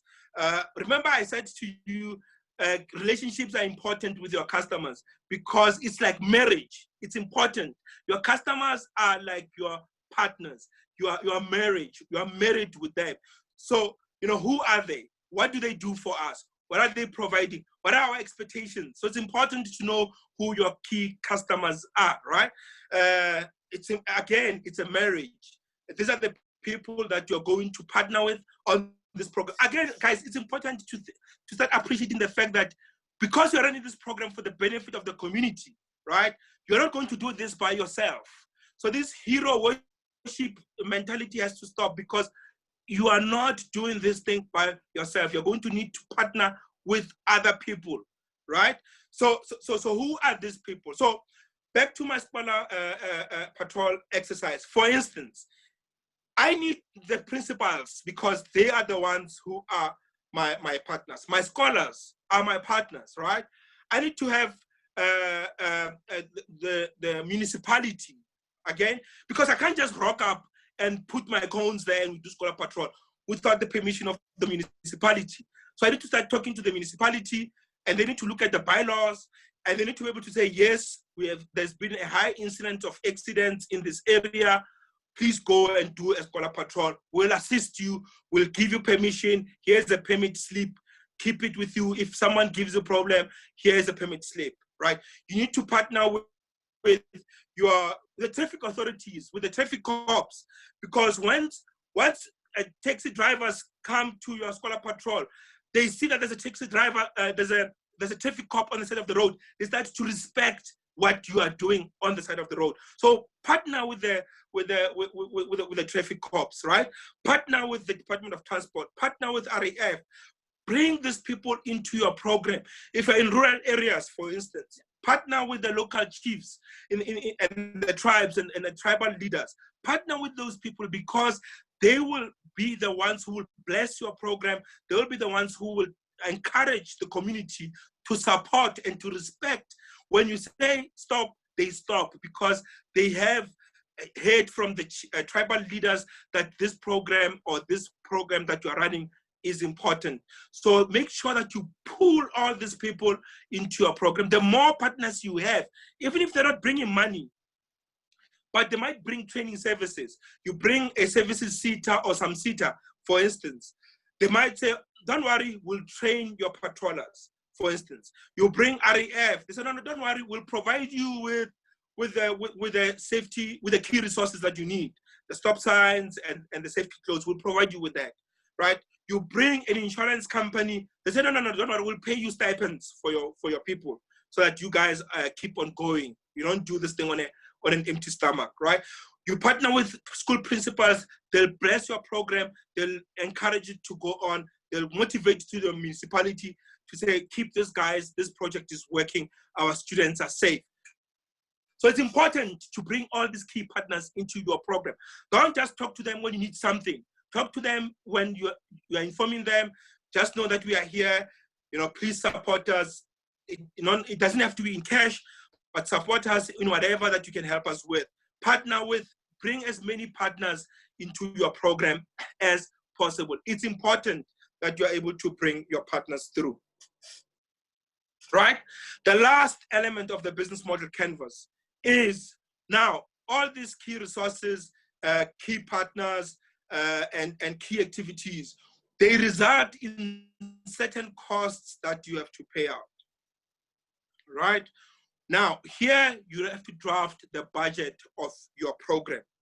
How much does it cost to run this big animal, right? You need to know how much it costs to run this project or this program or this NPO on a monthly basis.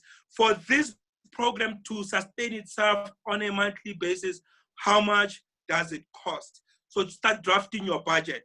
We need to pay for stipends. We need to pay for we need to be able to pay for maintenance of the resources. I'm running a driver's license program. I need to buy petrol. I need to be able to service the car. I need to change the tires.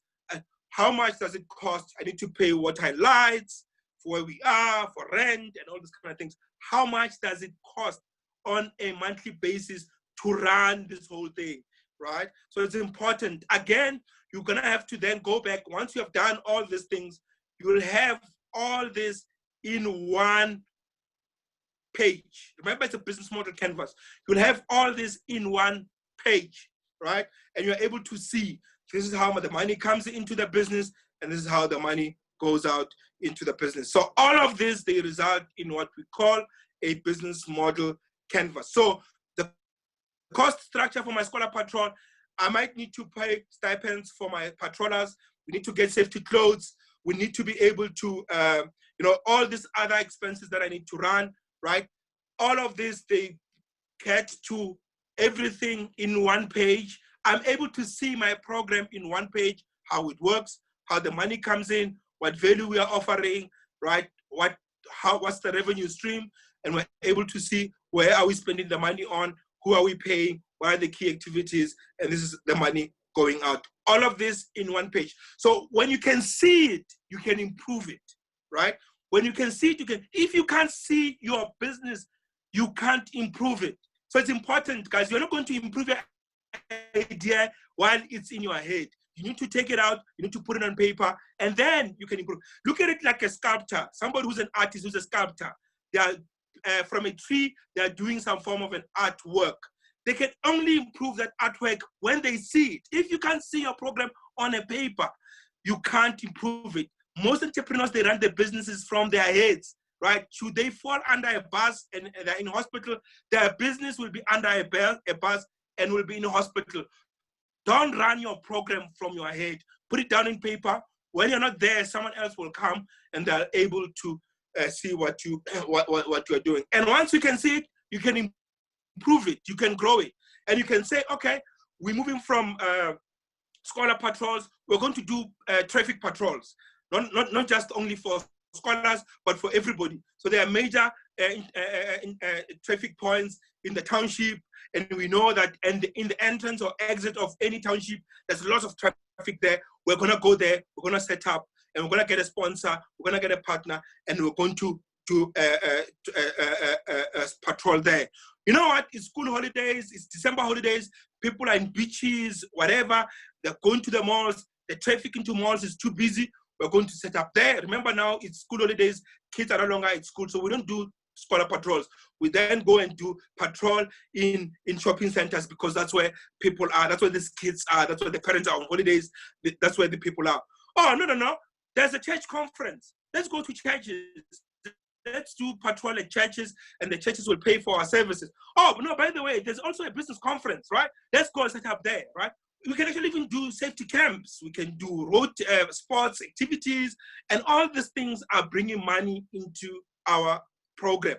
But you can only do this once you have done your initial business model and you know how it works. And then from there, you can grow it and it can become bigger, right? And then you can look at where can we look for other growth opportunities, right? And then, of course, lastly, I would want to say, don't leave the success of your program to chance, to luck. Don't say, I have this idea, I just pray, and there's nothing wrong with praying, but I just hope that I'll be lucky and somebody will fund me. Do your homework, put it down, plan it, and then go out there and look for partners. And sometimes you don't even need money. You just need partners who will give you the key resources, and that's how you start, and other people will be able to fund you. So businesses don't fail because they lack a product or an idea. They fail because they lack customers and partners. And most importantly, because they don't have a profitable business model. So start planning your business, put it on one page, and start executing it. Thank you. Thank you very much, Dr. Any Roche. questions? Yeah, Through I'm you, gonna Mr. just Chair. allow you. Yes, I'm just gonna allow you to take a few questions. Can colleagues maybe start raising their hands and we will note them. If you're having challenges with raising your hand digitally, you can. I'll give you a chance to unmute. But let's start with those colleagues that are able to raise their hand. So, colleagues.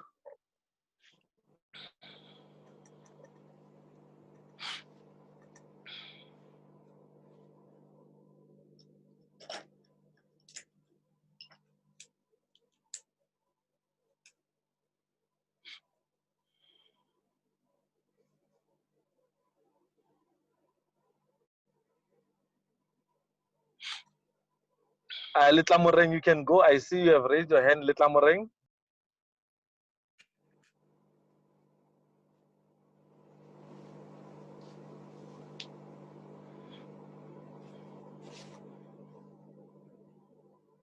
Hello.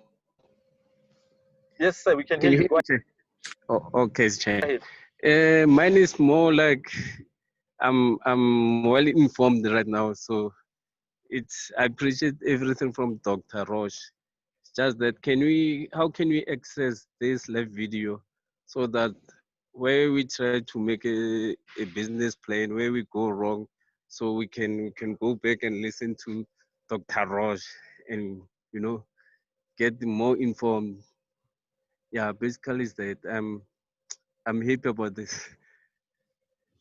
Okay, that one I can take, Roche. Thank So you. On, Thank you. On Facebook, we have a live Facebook stream happening right now on the Tsogo Road Safety Program Facebook page, and then on YouTube, we also have a live happening on the Tsogo Road Safety program channel. So once the lives are done, we will then upload the video, so you will be able to access it anytime you want to. You can find mechanisms of downloading it. No, I'm happy, doctor. I'm very much happy. We are more informed now. we will have maybe 5 steps now. We are gonna run with this thing. Thank you very much. Thank you. Are you covered? All right, colleagues, is there anyone else with questions for Dr. Roche? If you're unable to raise your hand digitally, can you please unmute your mic now and talk?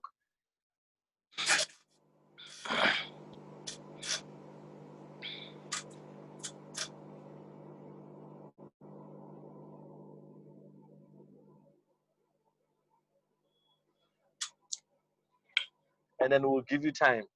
Any more questions for Dr. Roche going once? I'm going to close the session if there are no questions. I'm going to give you 30 more seconds. Any more questions, comments for Dr. Roche? All right, General Maja, you can come through.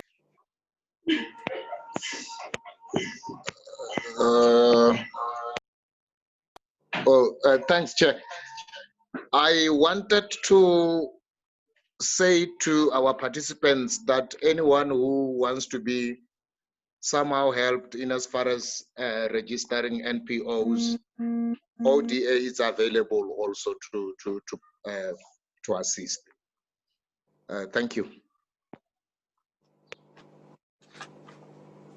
See your hand. All right, thank you, General Maja. Comrades, you had General Maja there offering assistance. Anyone else with a question? 20 seconds.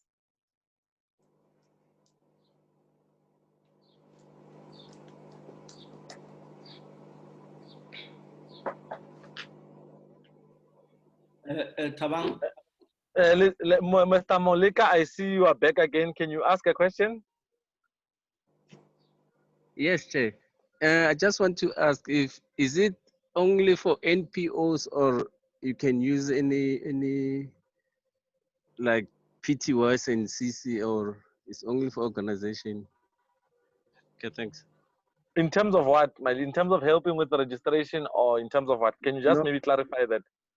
because most of the time I hear Dr. Roches talking about NPOs, and so I'm not sure, is it this program is only around NPOs or it's open for any business? All right, Rosh, I don't know if you understand that question. Can you maybe clarify? I think, I mean, you can interpret it into two. I'm not so sure if he's saying this program that you are doing, the Tsogo road safety, is it only for NPOs or for but I think you can clarify that, Taba. I think from what I'm talking about, I was using about 3 or 4 examples. It's NPOs, it's projects that you might have, it's a business that you might have. So any form of structure, whether it's a business, an NPO, or just a project, not even registered, but it's just a campaign that you want to run, you can use this business model canvas on that. So it's not just only NPOs. I think I was emphasizing on NPOs because most of the time it's the other way around. People think this is only applicable for profit-making businesses, right? And therefore, they don't think this is applicable to NPOs. Actually, it's applicable for everyone. Even NPOs have to make a profit, because if they don't make a profit, they're not sustainable, right? So it's important that we need to start running our NPOs as businesses. The NPOs that sells products, right? That they might say, for instance, they're involved in recycling. They recycle things. From those recycled material, they come up with artwork that they sell to the community, and they make money. And that money is able to pay for the rent, is able to pay for stipends and all those kind of things. So yes, it's applicable to everybody. Profit making businesses and non-profit making businesses, and not even registered businesses that have got an idea or a campaign that you want to see how it will work. So yes, it's applicable to everybody. Tabang, in terms of the program, if I'm not mistaken, also this Tsogo road safety program is for everyone, right? Yes, it's for young people that are in the road safety space, especially those who are having companies, organizations, whether it's non-profit companies or non-profit organizations, and also just young people generally in the space that want to do projects, So it's open, it's not just closed for a certain few. Awesome, thank you. All right, colleagues, I'm going to close this session. Tato, you are breaking. I don't know if you are trying to. There's some. Don't know who it is, but you are breaking. You're breaking, sir. Can you hear me? Maybe. Yeah. Go ahead. Okay. No, I just wanted to clarify that I think in terms of what was discussed in Tabo's presentation, and I'm hoping that Ramodisa will join us later on from Transport CETA. I think from Road Accident Funds, in terms of their funding criteria, they only look at the non-profit organizations and non-profit companies. So if young people want to or want to start, want to access the funding from Road Accident Fund, they would have to go the route of the non-profit route. But in terms of Transport CETA, I know that they look at different companies holistically, whether you're an NGO or you are a private company. I just want to clarify that I'm not sure about the question, so I just want to maybe mention that. So in terms of RAF, it's only non-profits, but in terms of CETA, for accessing funding, yeah. Thank you. All right, thanks, Tato. I see there's one more question, Dr. Roche, just before you get off the main platform. Tony, I see that you've raised your hand several times. Can you go ahead and with your question? Tony?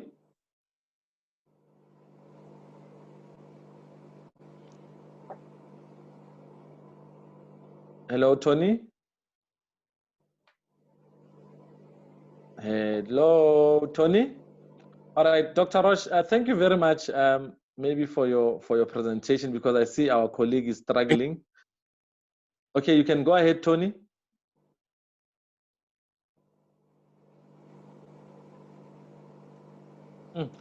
Tony seems to be having issues with speaking. Tony, maybe can you type your question in the chat box? We'll have Dr. Roche maybe join us for the panel, and then he'll also respond to some questions.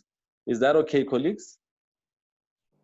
Yeah, Tony was struggling to unmute himself. Can you please unmute yourself, Tony? Okay, let's give him one more chance.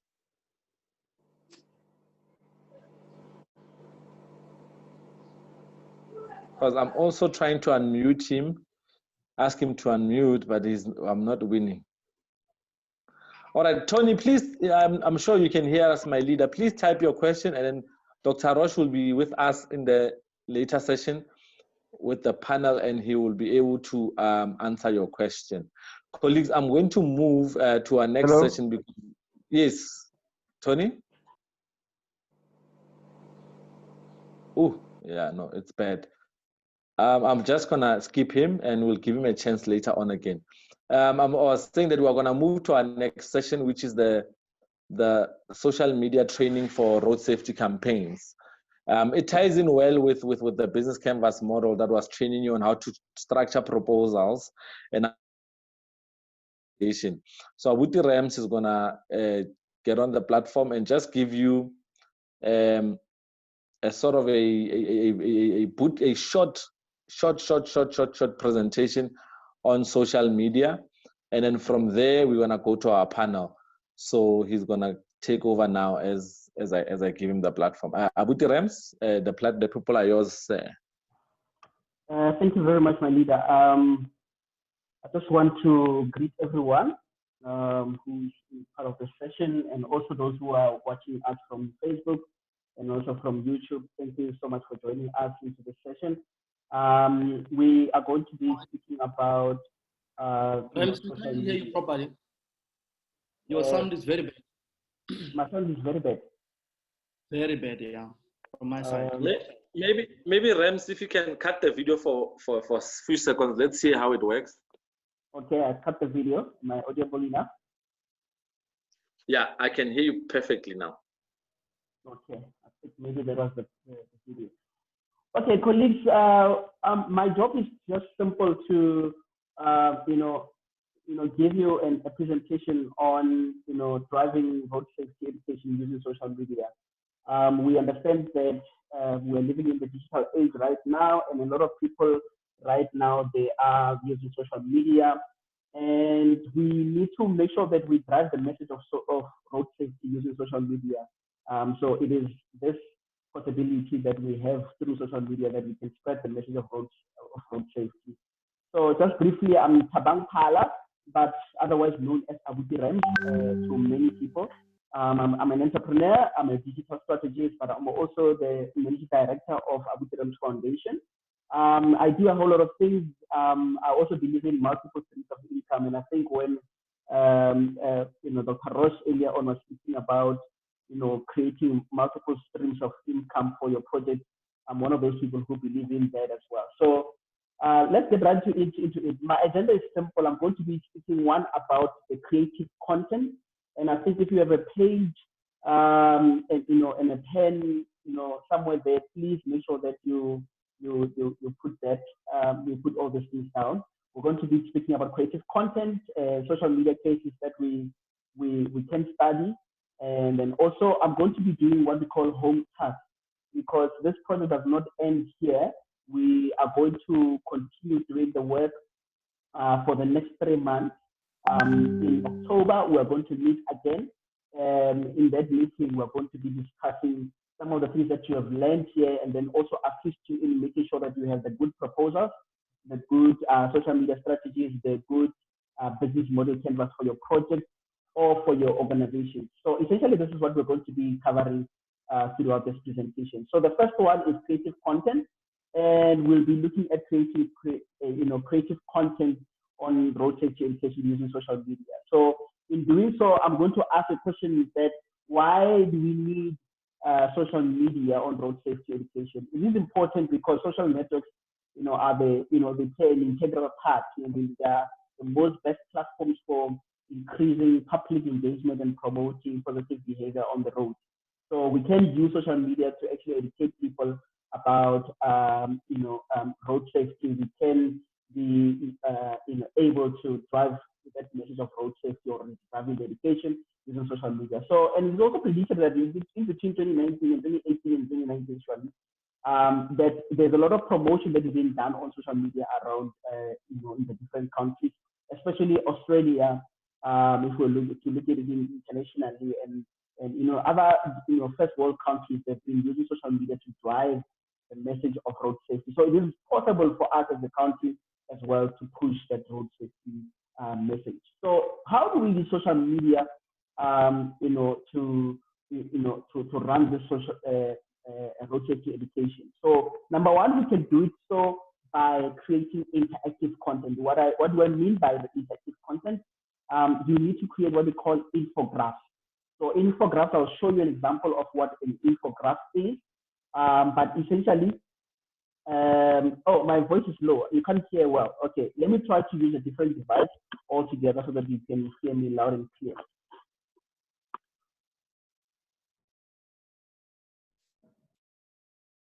All right, colleagues, I think if using this one can work for you guys, I'll try another one. So the second thing that you could use in terms of creating interactive content is creating 30 to 60 second videos.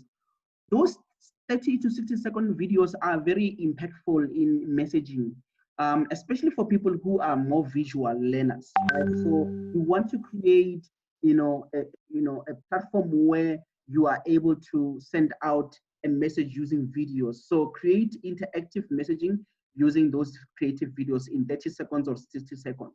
And then the other ones that you could do is also creating informative posters. So creating informative posters would then mean that you are creating messaging that is more nicer, clearer, and easier to read, and it has pictures, it has all those things. And I'll give you an example later on that shows you on how to create those informative posters. But the other way of using social media is to post content regularly on social media. How do you actually post content regularly on social media? You create what we call a social media schedule. So similarly, when you have a schedule for the week, that today I'm going to be doing this, tomorrow I'm going to be doing that, and then on Friday I'm going to be doing that. So social media also works like that. You need to create a social media schedule that helps you to create regular content so that people don't lose you, so that people always are aware that you are there, you are still there with them, and they are able to interact with your content. And then the third element of creating social media and the importance of doing that and how to use that, it is to collaborate with other road safety agencies. So on social media, we have also road safety agencies that are having the social media platforms. Similarly, you would have like your RAF, you have RTIA, RTMC, and others as well. So create a platform for them to tag you on what we call this thing. On Instagram, there's this thing called tagging brands. But on Facebook, you can just tag them with ease. Make sure that they're always seeing your content. On Twitter as well, include them into your posts so that they can retweet your content and make sure that your content is reaching out to a lot of people. Maybe you have a small audience, and by collaborating, you are able to reach a larger audience. So the next example of that infograph, it is this one, and I'll show you with this one from the World Health Organization. So the World Health Organization did this infograph. This infograph just shows you some of the statistics they have. It's easier to present your statistics in an infographic manner so that people don't read a lot of content. But when they see graphs and they see pictures, they see maps, and they see all these figures, it makes it easier for them to read and also interact with the content. Yeah, so you don't really necessarily have to write a lot of content, but you can just put them in a infographic way that makes it easier for people to read your content. So then the other one example that I wanted to show you was the informative posters. Here's an example with what we did as Tsogo Road Safety in 2018. So we created this informative posters. You look at the example with this one for putting on reflective wear. So it's not sexy, but it is safe. That is the message that we put on our poster. So it was a square poster that we put up on Instagram, Facebook, Twitter, and WhatsApp statuses. And a lot of people were sharing those messages, and it became easier for people to relate and say, oh, okay, yeah, it might not be sexy, but when I'm wearing a reflector at night, it makes it easier for the people who are driving to see me, that I'm actually on the road as well, so that they can look ahead and see me. And then there's another one that we did as well, that do not underestimate the vehicle speed. So some people always like to cross the roads and underestimate the speed of the vehicle. So it is a very dangerous exercise, and we always encourage people that make sure that you look at how far the car is, so that when you are crossing, especially when you're crossing legally, make sure that you don't underestimate the speed of the vehicle. So those are some of the messages that we would put up on our social media platforms. This is what we call informative posters that are in sharing information in a very easier way. And we created this content using our phones, by the way. So you don't really have to have, a good camera. You don't have to have sophisticated softwares like Adobe, Photoshop, or anything. You just have to have your phone, have your nice design there and take pictures, create your own messaging, so that messaging on road safety and educating people about road safety becomes easier. Here's another example that I wanted to show you guys, which speaks to those 60 to 30 to 60 minutes, not minutes, actually second videos. So there's an example with the Western Cape government, where they created a campaign in 2016 and 2017 as well to share knowledge about road safety. And I want you to watch this video and pay careful attention to the videos I'm going to be playing now.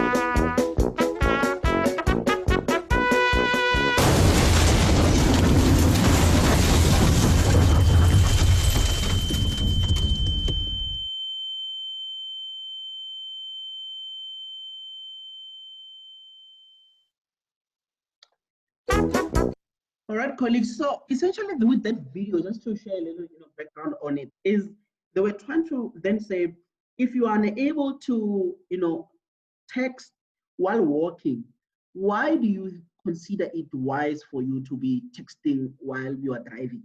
So, and we know this thing. Some of our friends, they drive, they text while driving. And which is a very bad thing. Some of them, they walk while they are on the roads, they are texting and they are walking, and it's a very bad habit that we have developed as people.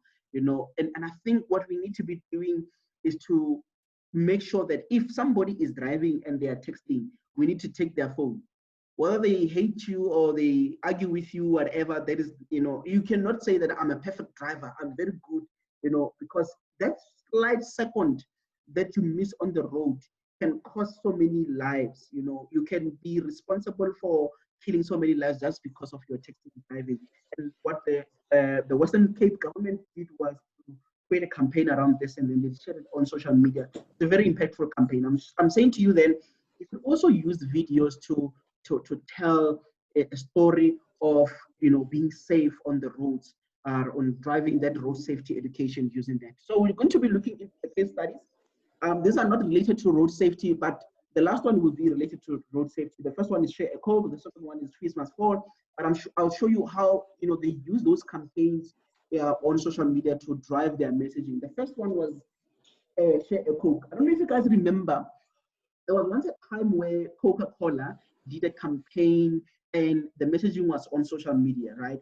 So they did a campaign where people would go to the shops and find their names on the Coke cans or Coke bottles. So they went there to find Karabo, Tabang, Tabo there. It was a very interesting time, if you remember, in the past few years, right? And the essence of it was to make sure that a lot of people buy Coca-Cola. When they go there and they have to make a decision between buying airtime or buying Coke. You know, they would prefer buying Coke because they saw their name, you know, as those Coke bottles were in the fridge. And it was a very interesting campaign that a lot of people participated on that campaign on social media without realizing that they were really, you know, promoting Coca-Cola. So I'm saying that be strategic in your delivery of, you know, creative content on road safety. Let it not be, you know, information that is not relevant to road safety, but make sure that it is informed by the principles that are there in terms of road safety education, but also adhere to the 5 pillars of road safety. And I want you guys to do the homework on understanding what those 5 pillars of road safety are, and also the decade of action on road safety. The second example was with the Christmas Fall. I don't know if you guys remember the Christmas Fall in 2015, where, you know, a lot of young people who are in varsities, they then went onto the streets and say that, you know, the fees must fall. But what was so important was that they were able to, you know, convene their meetings in online. You know, they used WhatsApp groups, they use Facebook groups, and that is a very important element. You know, try to use groups, you know, collaborate with other people who are like-minded, who are in the road safety space. Let it be a collaborative effort. Don't be selfish enough to run campaigns alone. You know, collaborate with other people. They might help you to make sure that you get your messaging right and then also get the right numbers. Imagine if you did a campaign, it reaches 1 million people, and you go to a sponsor and show them and say, hey, I've done a campaign, it reached 1 million people. We could literally give you a platform to advertise on our social media platforms. Now, there is more income for you. As Dr. Roche earlier on said, that open up your mind to other sources of revenue, you know, other revenue streams that you could have. The third case study I want you to look at is the Not In My Name. We just got off the Women's Month, and we've seen, you know, some women also have been, abused, and we have this thing is still rising, and we need to be educating men that they shouldn't be, you know, abusers in our society. And what we did in 2017 was this campaign called Not In My Name, and then we created a hashtag, and then we got the media on board. So in all your campaigns, make sure that you also rope in media. When you are putting up a poster on social media about road safety, rope in media, tag your ENCA, SABC, you know, Newsroom Africa, tag them on your post so that they can see what you guys are doing on road safety. I know that the National Transport Month is coming in October, which is next month. Start creating campaigns and tag media so that they can be part of your campaigns. If you are doing campaigns in your communities, start getting the media on board so that you can trend. You know, if you trend on social media, then you're going to create a whole lot of vibe. And then there is what we call in a Munate Wafela. There's the one that says Munate Wafela, and I think that is a phrase that we use, you know, in our communities, especially when we're enjoying ourselves. But there is a video that was done also in 2019, last year, by VW South Africa, where they collaborated with Musli. I don't know if you know Musli, the rapper. And what she had done was to create a messaging around, you know, how not to drink and drive, but in a very more innovative manner. So there's a video that I'm going to play for you guys just to check it out. This is the video. If you know any singers, dancers, rappers, DJs who can sing, dance, and rap.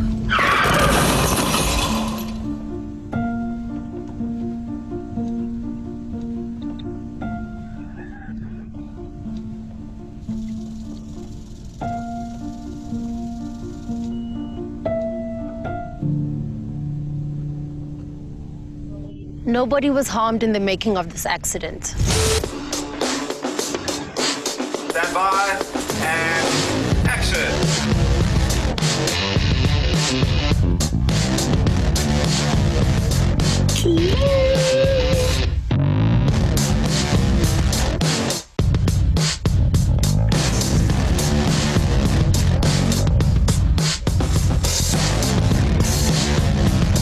I partnered with Volkswagen and Drive to stop the myth Yamunati Haufili. We're going to be doing a lot off on the road. We're going to be using an emergency stop so that it's very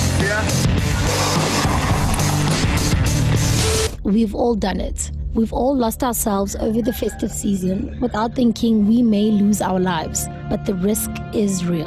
Drinking and driving causes thousands of deaths on our road every single year. I got to see the impact on those left behind, but not everybody will. Make the change. Take the pledge in 2019.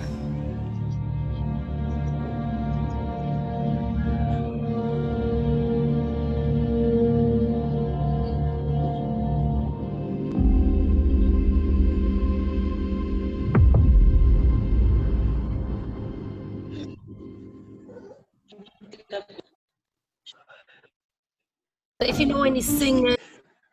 So basically, this is the campaign that was done by VW and Mosley, the lady who raps.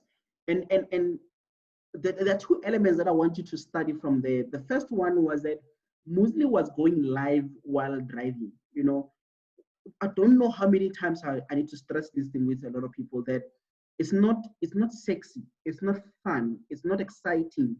Don't think that you going live while you are driving, it makes things nicer and whatever.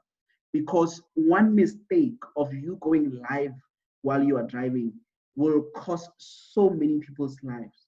So colleagues, while we are driving, let us not do those things. Let us not take pictures while we're driving. Let us not take videos while we're driving, unless you get somebody to take you, you know, but be very cautious of such. But the second message that was in the video was, you know, drinking and driving. That is the obvious one, you know, that has always been preached. You know, it's said that when we entered into lockdown level, you know, 3 and 2, you know, we received more deaths on the road because of drinking and driving. And we know in Tshwane, the past weekend, I think the other weekend, yes, we had about 6 accidents that claimed, I think, 21 lives, and that is crazy, guys. We need to spread this message about you know, being safe on the road, not drinking and driving. We cannot have such things happening. So the last element of my presentation looks into the home tasks. The home tasks are like this. We're going to be doing a business model canvas. All of you are going to be doing business model canvas for your businesses and your organizations or your projects. And I know that you guys also have campaigns. So I want you guys to start writing those, you know, business model canvas, and we're going to be sharing with you, you know, an example of a, you know, a filled-in business model canvas.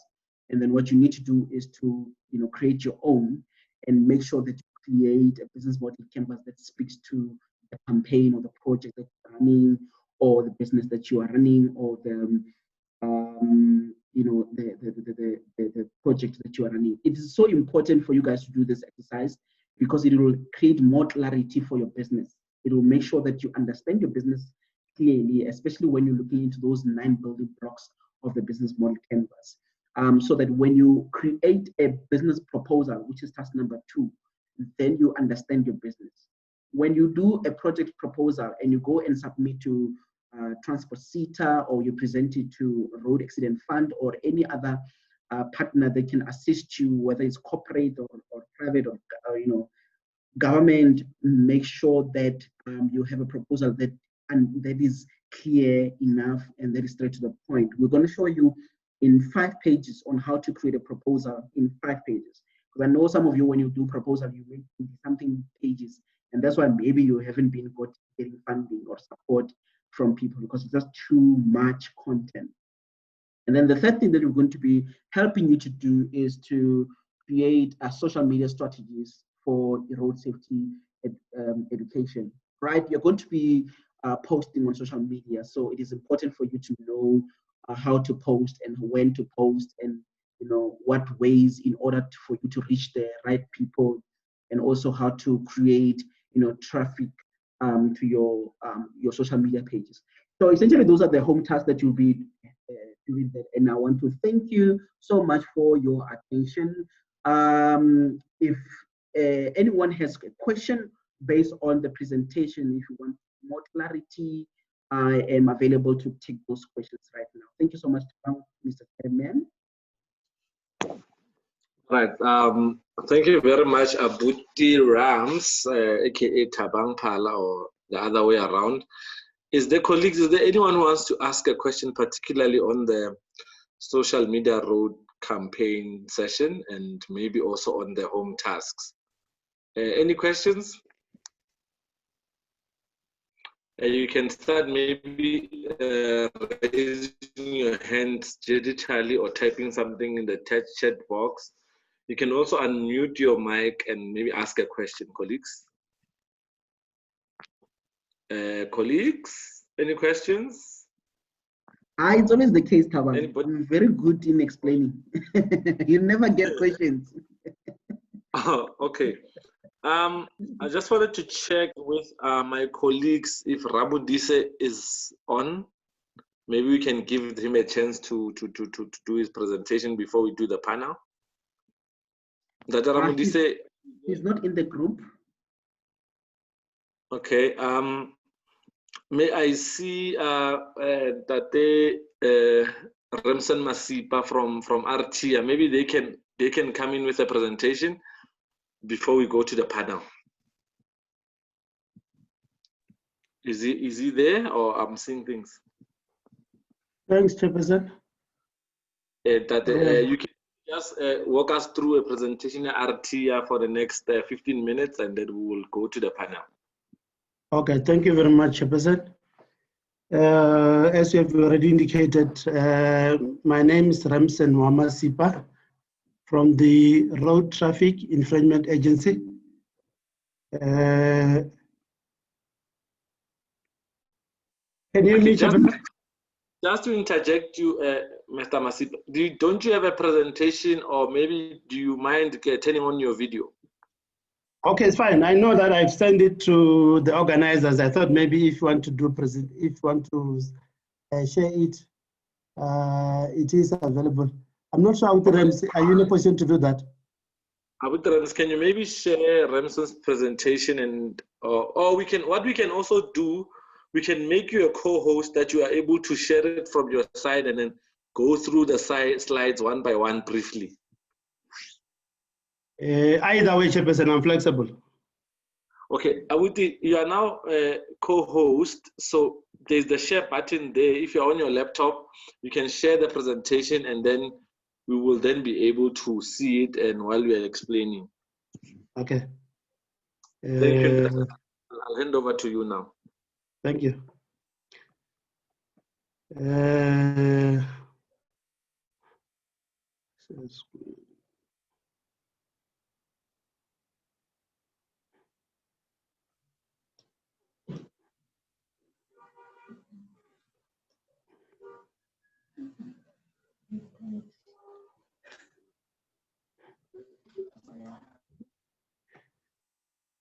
I'm not sure, I'm struggling here, but maybe let me continue while I'll be trying.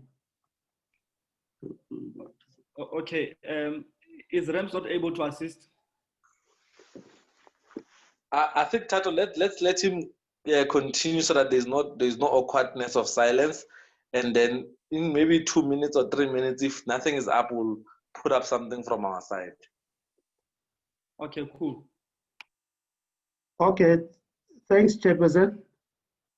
Once more, as you have already introduced me earlier on, my name is Ramsen Masipa from the Road Traffic Infringement Agency, better known as RTIA. RTIA is the agency of the Department of Transport. There you go. Thanks. The RTIA is the agency of the Department of Transport. So the Department of Transport is our main shareholder. We also have a board and obviously the executives, and then the rest of the staff members.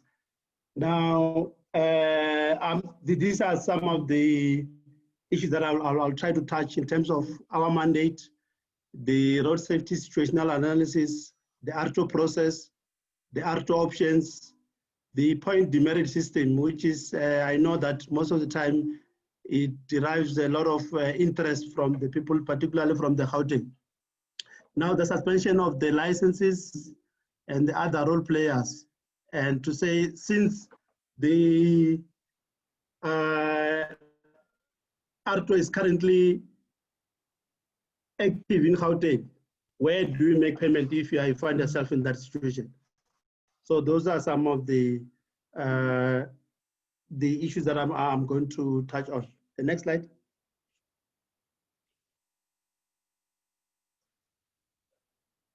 Okay.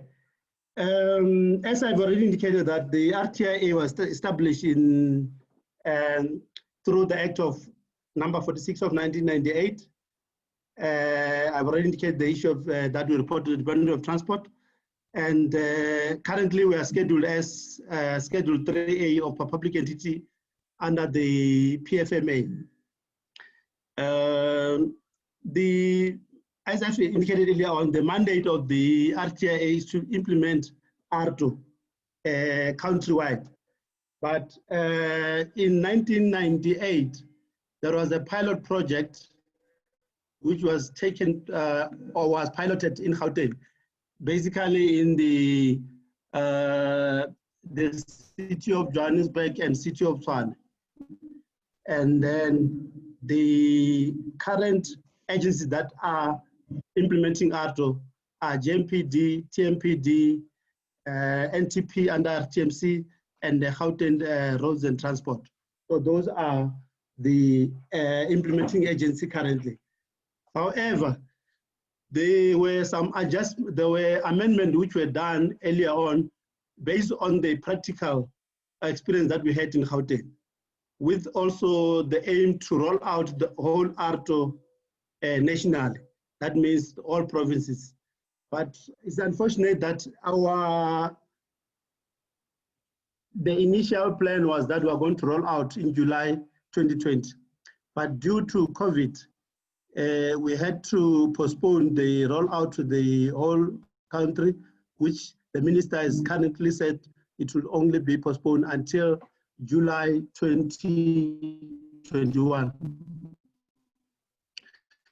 Why July 2021? Is because the implementation is mostly done at the municipal areas, because that's where at the ground where the implementation takes place. Now, you will recall that the financial year of the municipality starts in July. So hence, we wanted to start as they start their financial year. It makes easy and our life easier for them to implement that. Now, some of the, I'll touch on the road safety situational analysis. In one of the presentation by my colleague Thabo Makwela from the RAF, he has indicated that currently South Africa is spending more than 142 billion per annum in terms of compensating either those who were involved in accident or those who have passed away through the road accident. Now you can see that as a country, we are spending a lot of money, which sometimes is the money that we would have spent for other crucial items like education and health.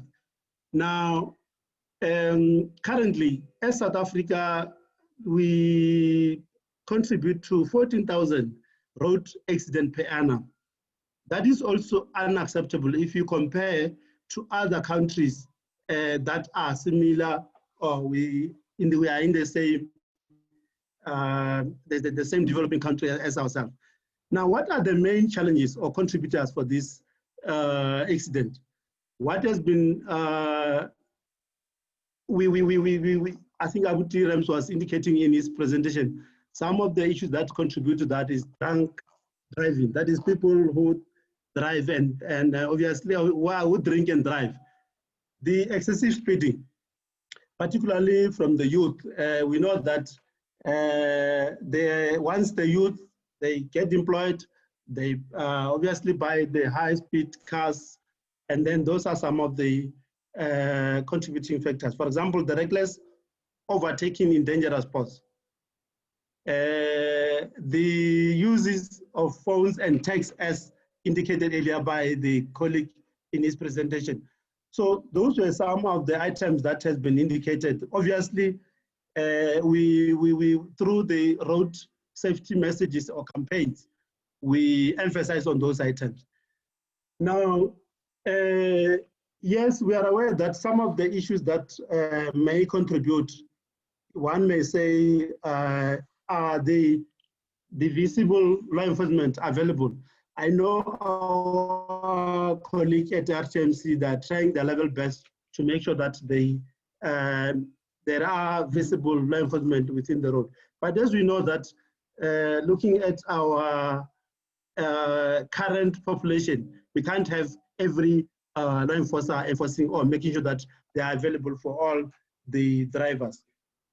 Now, one of the solutions that when this act was proclamated was the issue of the point demerit system, where we are all going to have points allocated, or we'll start afresh, all of us, when we implement ARTO national. And then as you involve in offenses or infringement, then we subtract that point until we reach the stage where your license can be suspended. And one of the routes is that when it's suspended for the first, second, or third time, it will eventually be cancelled. And if you have to come back, it will mean that you'll have to start afresh from the learner and then go through until like you are a new driver. So those are some of the issues that we find ourselves in. Now, there was a UN decade of action which ended this year 2020, where the UN has declared that we should at least each country be halving the accident, the road accident, by 50%. But it's unfortunately that as South Africa, we did not reach that target. But obviously there's going to be another review in terms of the target from 2020, and then there's going to be a new target. But obviously it is reasonable that if we have reached a target of at least, as we are saying that the statistics currently, the accident that we're involved in currently are 14,000 per annum. So now we should be at least be coming to 7,000 per annum, but we are not even nearby. So those are some of the challenges that we find ourselves. Now we are saying that this road safety affects everyone. Whether you are a pedestrian, you are a cyclist, a driver, everyone is affected, because there are particularly people, even pedestrians, they are more affected by this road accident. So it's an appeal that by all of us, and hence the introduction of ARTO, so that they can be a compliance, and obviously the change of behavior, the behavioral change by road users. That is the most important reason why ARTO was introduced, so that at least we can change our behavior on our roads. I've already indicated the issue of the demerit system, which is going to be introduced, reason being so that we can remove the reckless drivers and the law breakers on our roads. So that is the reason why ARTO was introduced. Now, there are quite a number of how ARTO is saved. You might be stopped by an officer on the road, on the side of the road. We call that, that type of infringement is called ARTO1, because you've been stopped by an officer and then you might have had an infringement that occurred.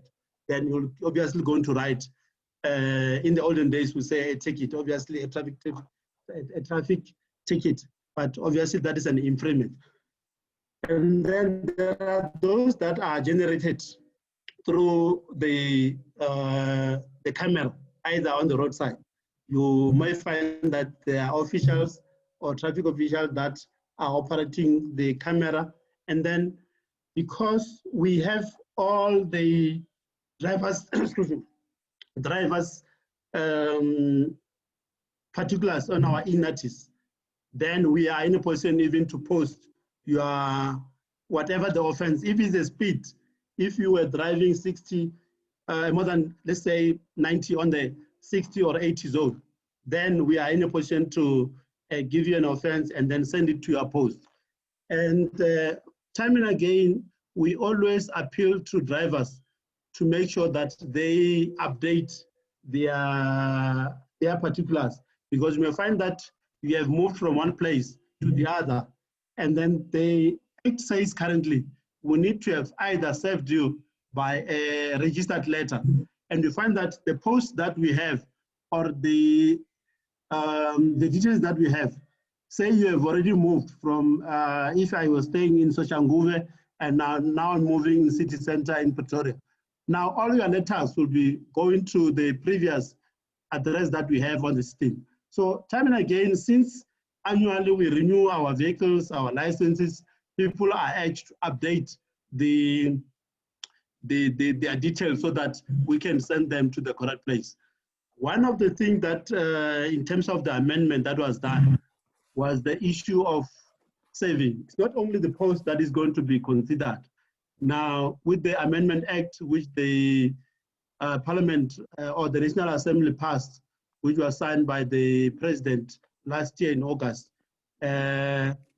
one of the methods that we are going to utilize is either the use of a cell phone, but that is by SMS or by email, all the details that you have given us on the system. Then we are able to send you those, the offenses, so that it makes our life easier. Because I know time and again, when colleagues see the roadblocks, you don't know whether you have offenses or not. But if you have those details and we have sent you, you are in a position to know that this is what you have. But also at the same time, you have got an opportunity to challenge any offenses or any infringement that you might have done. And you find that they were not done properly, because you recall that even the traffic officials, they are human beings and they sometimes do mistake. So those are some of the issues we always emphasize to the road users. The other one is called Article 31. For example, you find that you have parked at the wrong place, and then the road officials, they can give you an offense, and then they put on the screen. But do you recall that if, say, for example, you are in a city center, there are those colleagues or there are those guys, the car guards, who, because sometimes they expect something from you, they will sometimes take that particular traffic, and you find that that document is missing, and you not aware that you have maybe either been given the infringement. It makes a problem, and then you only find out either when you are going to renew your license or when you are going to renew your vehicle license, you find that you have an offense that maybe you are not even aware, because you have not seen it. So the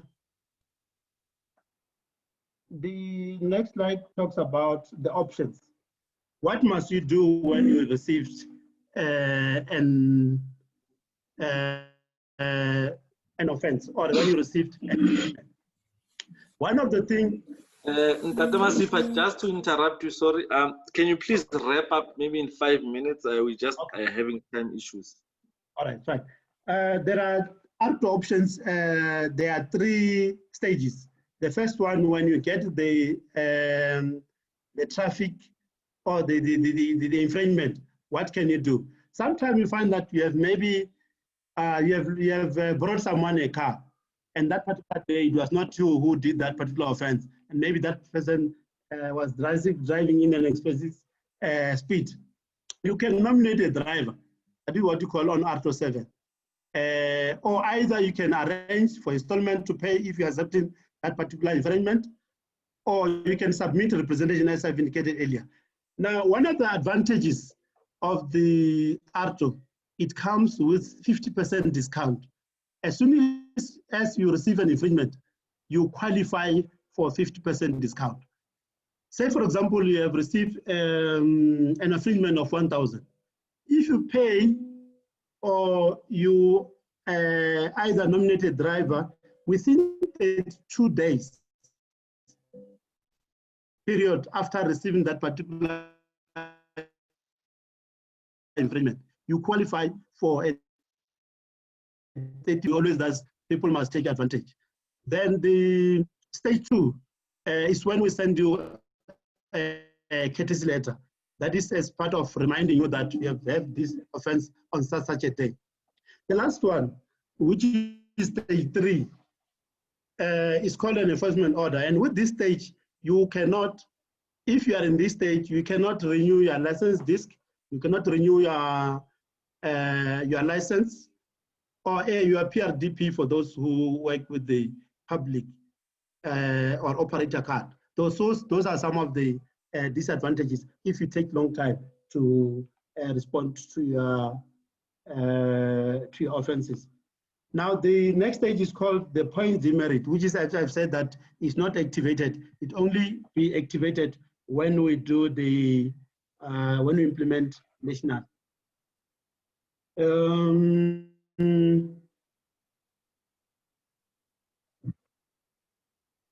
Okay, currently, as I've said, the issue of the point demerit system will only be implemented when we do the rollout nationally. All of us, we are going to start afresh. No old offenses that will be taken into consideration. If the president says, proclaim that we are going to roll out from the 1st of July, it means that all of us will start there. But obviously, the question is always to say what happens to the old or previous offenses that can be done, that particular act, or when or it will be done. For example, currently there is what we call Section 56. So all old offenses will be, or infringement will be handled according to the previous act. Maybe in conclusion, the next 2 minutes, as I indicated, that currently where can one pay or make payments for the offenses? You can either do it at the traffic department. You can also, your all pay platforms, for example, Spar, Checkers, ShopRite, USAVE, and major banks like ABSA, FNB, and Standard Bank, South African Post Office, and any other payment platforms like your PayFines and PaySit. In conclusion, as I've indicated that the act will be rolled out nationally next year, and we hope that we will all be safe. But I must also indicate that currently, what are we doing to make sure that we, with our road safety campaigns, we also have what we call the ARTO mobile offices. We have 5 ARTO mobile offices currently that we have campaigns that we go to various areas and make sure that people are welcome to come and have a look. Without any, you don't have to pay, you willingly come as long as you have got your ID number or the license number. We are able to assist you. We also have got the service outlets that we have targeted in some of the DLTs around Gauteng. But the plan is that we're going to roll out throughout the country. Thank you, Chairperson.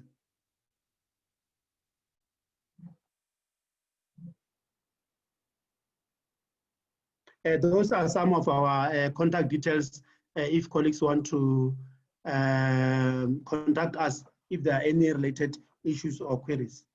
Thank you.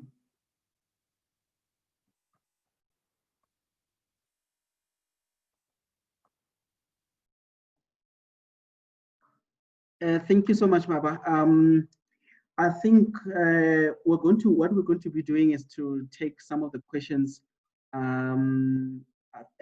later on when we're doing the panel discussion, but we're going to allow Ndate Ramudise Tsolo right now. I don't know, my leader, if you are with me, so that we could, I can make you a co-host, then you are able to share your screen. Are you available, sir? Yeah, good day. Yes, I am available now, and you can make me the host. All right, cool. So that I can share my screen with you. Yeah. Awesome stuff. I just did that. Thank you so much. Yeah, and sorry about that, colleagues. I just got disconnected. We're having load shedding in my area, so you can continue, Tata Ramdis.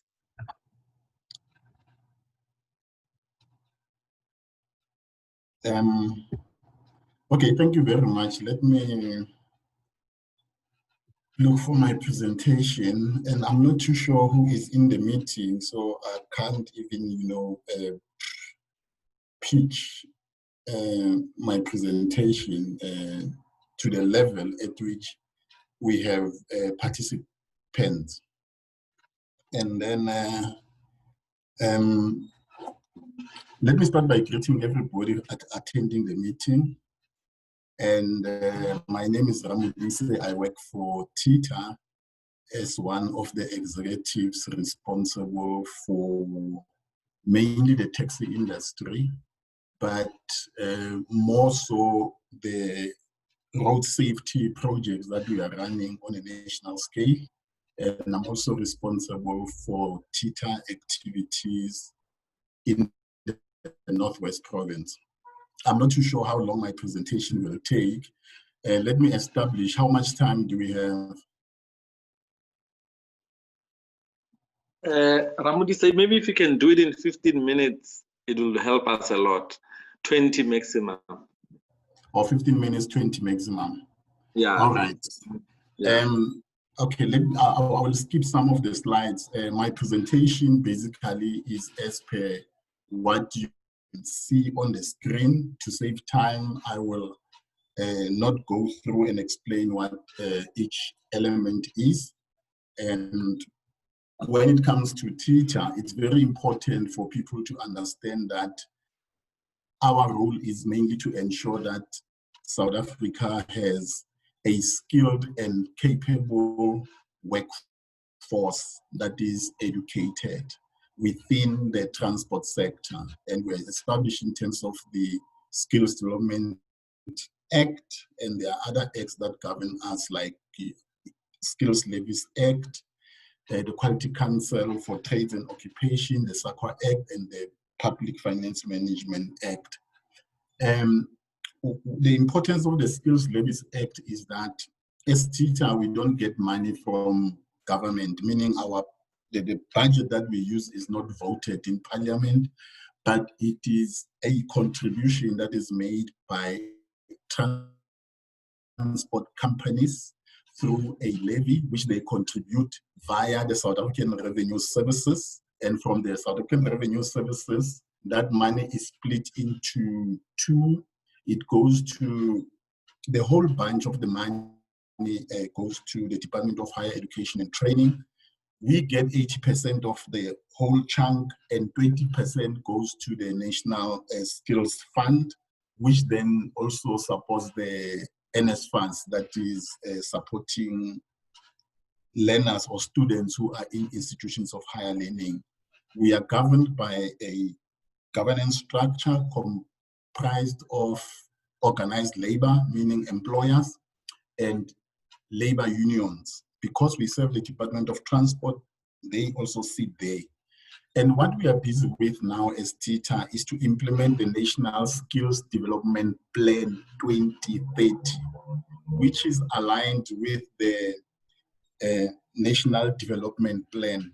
So everything that we do has to ensure that the National Development Plan is successfully implemented come 2020.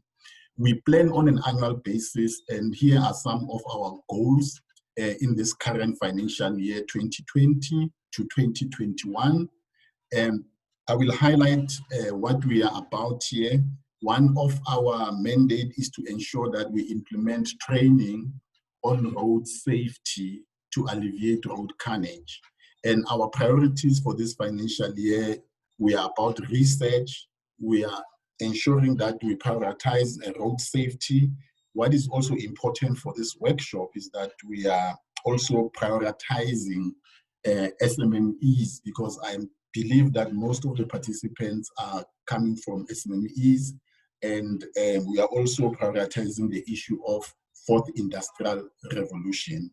And obviously, because of COVID is one of our priorities which we have just included. I just want to maybe talk about SMMEs. And I want to quote one of the known entrepreneurs in South Africa who said there's a difference between being self-employed and being an entrepreneur. So you must mark that phrase. Being employed and being an entrepreneur are two different and separate things. I will leave that as your homework. In our strategic goals for this financial year, we do a lot of planning and we ensure that we increase access to occupationally directed programs within the transport sector. The difference with schools, colleges, and universities with what we do, we mainly work with private providers and some of the public providers that are accredited to can provide the programs that are occupationally directed, meaning they lead or assist people to get either employment within the transport sector or start their own businesses within the transport sector. The other goal has to do with youth for further access to work. Basically, there we are funding projects that have to do with internships, workplace experience for some of the courses that are offered at colleges and universities. You find that for learners or students to qualify, they actually need to be exposed to work experience. Then they submit that back to their institutions for them to get their qualifications. So we have established that there are a lot of graduates out there who have qualifications, but they can't find work because of lack of experience. We then, through our partner companies, fund them for a period of a year up to 2 years for them to get workplace experience. At TITA, we have dissected the transport sector into 8. I will talk about that. We have offices in Randburg, in Johannesburg, Gauteng, in Cape Town, in the Western Cape, and in Durban. But we do have access to all provinces through the offices of the Premier and various offices of the Department of Transport. We also run a number of workshops, seminars to ensure that we get visibility. Then the slide now shows you the various transport modes that we work with. Let me not talk more about them. Those who are viewing the screen can see, but I understand there are people who have joined us through audio. Maybe that for their sake, let me quickly run them. We work with the aerospace or aviation, anything that is in the air and the airports. Forwarding and clearing, it is the exporting and importing of goods. Freight handling deals with the warehousing of goods and liquids. Maritime is anything and everything that happens in the waters. And we've got rail, anything and everything that that travels on rail. And it is said in the country, you know, when you watch the news,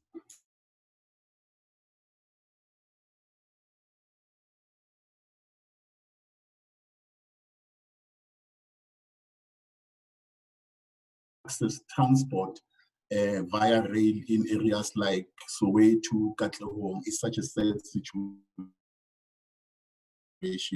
And then road freight has to do with transportation of goods on road by trucks, and we deal with road passenger, which is buses, and the normal taxi industry, which is transportation of people by any other vehicles other than bus on the road. That is the taxi industry. Our 5 primary functions are listed below. I already spoken to you about how we get funding, but what is important is that how do we distribute that funding? Companies that give us their workplace skills plan, meaning they plan what they are going to train people on, we give them what we call mandatory grant, and some companies will apply for what we call discretionary grants, meaning they would submit proposals to us, we will open a funding window, and they need to then look at our strategic plan document and our 5-year transport skills plan, because in those 2 documents, That's where we document our activities or performance indicators, and we even give you a budget of how much money are we intending to spend in a particular year on a particular performance indicator. Just to share with you, for this financial year, we plan to spend up to 20 million rands on road safety alone. And we also have planned to spend another 20 million rands on small, medium enterprise development, cooperative developments, NGOs, NPOs, and community-based organizations. We also are funding learning programs, which are your skills programs, learnerships, apprenticeships, and leadership development programs. We allocate grants to our employers, our training providers, and any other identified legal entity. So for you to be able to work with TETA, you need to be a legal entity. By a legal entity, we mean you need to have registration papers as an entity. We are also monitoring quality in terms of all the occupational qualifications that we are funding. Our main focus is those qualifications that will lead to a formal qualification. But with the advent of COVID and also the way the world is now working, where we see that there is a need for an intervention, a short course program that will unlock a small company or young people to can be employable or occupationally active. What we do, we can fund such small programs, including website development, access to other markets and things like that. With road safety, I've already mentioned it's one of our strategic objectives. We are running campaigns. We are partnering with the TMC, the RTR, all the partners that are road safety agents that the Department of Transport is working with. We partner with them. We partner with the taxi industry, the bus industry, and the trucking industry on the road. So if you want to do business with any of those entities, what you need to do is to have a relationship with our stakeholders, meaning go to the taxi industry, go to the bus industry, go to the trucking industry, identify a problem, and look back at our strategic plan document, look at our transport sector skills plan, see what we can fund and start talking to us. I think it's very also important for us to mention that we work with municipalities, with provinces. We also adopt schools that want to embark on any form of road safety project. We are also working with the road safety or the schools that are established by RTMC to train traffic cops, or you call them traffic officers, for lack of a better word. And then funding opportunities. You would have listened that I have said to you that we have discretionary grant funding, meaning we use our discretion in order to fund things that are linked to things that are linked with our partners. We do that annually, but anytime there is a proposal that makes sense, that proposal may be submitted to TETA for consideration. We also are offering bursaries, direct learner bursaries. Around July, we advertise and people apply for the bursaries.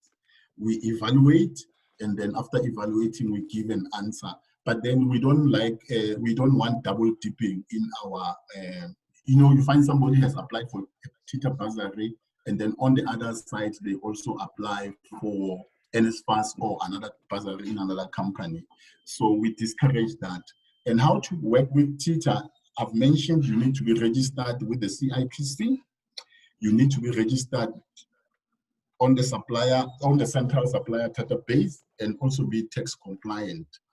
You need to not necessarily have a correct standard industry classification code. That has to do with those that want to work directly with our partners. Where applicable, you need to pay levies. There are people who are not, in terms of the Act, are exempted from paying levies, but where it is applicable, levies must be paid. It's very important to participate in forums like this, where Tita is presenting, and where you need guidance, please talk to us, please talk to the organizers of the workshops so that we give you guidance, because sometimes people out there, and they complain based on hearsay. They don't complain after having consulted with us. Please consult with us so that we can assist. And those are the contacts of our various officers. And I think I've tried hard to make sure that my presentation is within the 15 minutes that I was allocated. Thank you very much. Our website, www.teacher.org.za. That's our website. Thank you very much. If there are any questions or points of clarity, I will gladly take them. Thank you, Taban. Back to you. All right, thank you very much, Ramudisa. That was very insightful, even though you are pressed for time.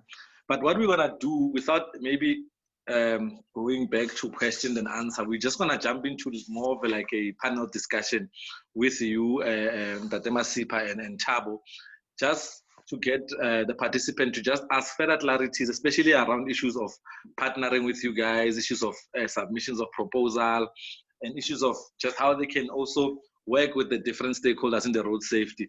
I just saw a hand, it disappeared. Spokito had a hand up, but she got shy. Maybe I clarified her question while I was talking. Tabang. But yes, sir. Okay. Tabang, can I please just comment on something? I just wanna also get some clarity from Ramudisa, if it's okay. All right. You can go ahead. And then colleagues, also start raising your hands for questions, and then we'll take it from the Tato. Okay. Mr. Ramudisa, thank you so much. Thank you so much for the thorough presentation. Earlier on, before you came in, people were asking if they need to have non-profit organizations or this kind of registrations. I just wanted to clarify in terms of for people to be able to work with you guys. Do they even NGOs, they can work with you guys, and NPOs, or do they have to be only specifically a company registered with CIPC? Thank you. Ramudisa, maybe you can clarify that quickly. Yeah, no, a quick answer.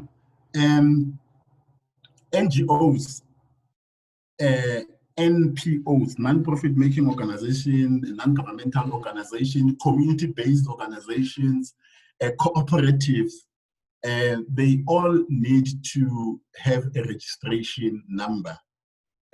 For argument's sake, if you want to be an NPO, you need to go to the Department of Social Development and register your NPO there. And an NGO, you need to register there. And if you need to be a cooperative, you go to the CIPC, you need to register there. So you cannot form yourself and become like a club or association or society, and what we call in the townships, or a social, and you are not registered. You need some form of a legal document that makes your formation. You know, you have your constitution and that type of thing. So we want people who are not chancers, but people who are really visionary and they really want to make this thing work. And also, it is very important for those people to be legal or legit, so that the country, when we do statistics, we know exactly how many organizations are there trying to change the economy of the country for the better or developing a community. Hence, we emphasize that people need to come together and formalize themselves, even in an informal way, because when you are an NPO, you are formalized, but in an informal way, because then you are exempted from some of the things like your tax and things like that. With training, when somebody wants to become an NPO, as an example, we can form some guidance and training, and you yourselves as Abuti Rams in your programs that you are doing, like your WhatsApp groups and all that, you can direct people and assist them on becoming legit and formal.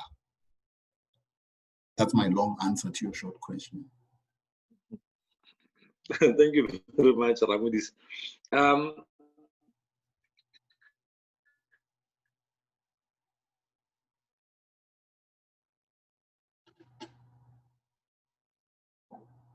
And Tato actually raised a very critical and work with. Maybe perhaps Mr. Masipa and Tato, so maybe just chip in. And how do you, when do you open for proposals? How do young people, because majority of the people in this platform run organizations on the ground. So how do you partner with them? When is the right time for them to fund? I know Ramudi says any time is tea time with them, but I want to know, maybe clarify that for Raf and both Artia. Over to you, colleagues. Thank you, Chairperson. With us, the previous arrangement was that we advertised, and then there are certain time for closing. So there's no specific time or period. So we always urge the young people to either look at the media, even including our website. Is very important, because time and again, when we have got adverts, those are some of the platforms that we utilize. All right. So throughout the whole year, do you have ads coming, or you just call for proposal and it's open throughout the year? Just clarity on that. Okay. Even if there's a certain time frame that will say, for example, if it was advertised on the 1st of June, say it will close, I'm just giving a thumb sucking, end of September, for example. But yeah, there's always time frame, but we don't say that maybe this is the open time for a specific period. So throughout the year, there are opportunities. All right, thanks, my leader. I think that's clear. And I don't know, Tabo, maybe if you want, if you want to come in and maybe from the side of road accident funds and just clarify on how do young people submit proposals? Is there time frames? Is there calls for special proposal? What is your arrangement at the road accident fund? Tabo? Thanks, Tabo. For us, we normally open the window as of the 1st of May every single year, and then we close it around July, September, July, August, somewhere there. So what will happen is that if there's anyone with a proposal right now, they can just send it to us. Then we're going to send out emails to all those that have been sending out proposals to us, so that we tell them that the window is open, and we also give them an email address that they need to send their proposal to. So what I'll do now, I'll just on the chat box, I'll just send out an email where they can send out proposals to. Yeah, one. So even though some don't send, we sometimes go back to the old proposals and look if there's something that we wanted to support previously and we couldn't because of budget constraint. And if there's something that we want to fund, we would still we'll take it from the old proposals. So I'll drop on the messages. I'm going to leave the email address where they can send proposals. They can send them to me, and also they can send them to that email address, and then also copy me on the email addresses so that we can send them out. We can send them emails when the opportunity or when the window opens. All right, thanks, Tabo, for that explanation. Also, colleagues, I think we have covered the issue of how do young people or people with organizations can get in touch with the different agencies and when applications are open. But I know one critical thing with especially, I know with the road accident fund, and Thabo will come back and just clarify, maybe if I'm misleading the platform, that you don't just fund because you are a non-profit. There needs to be certain compliance, like the organization must have existed for a year, audited financial. Maybe Ramodise, you can also come in as well as Mr. Masipa.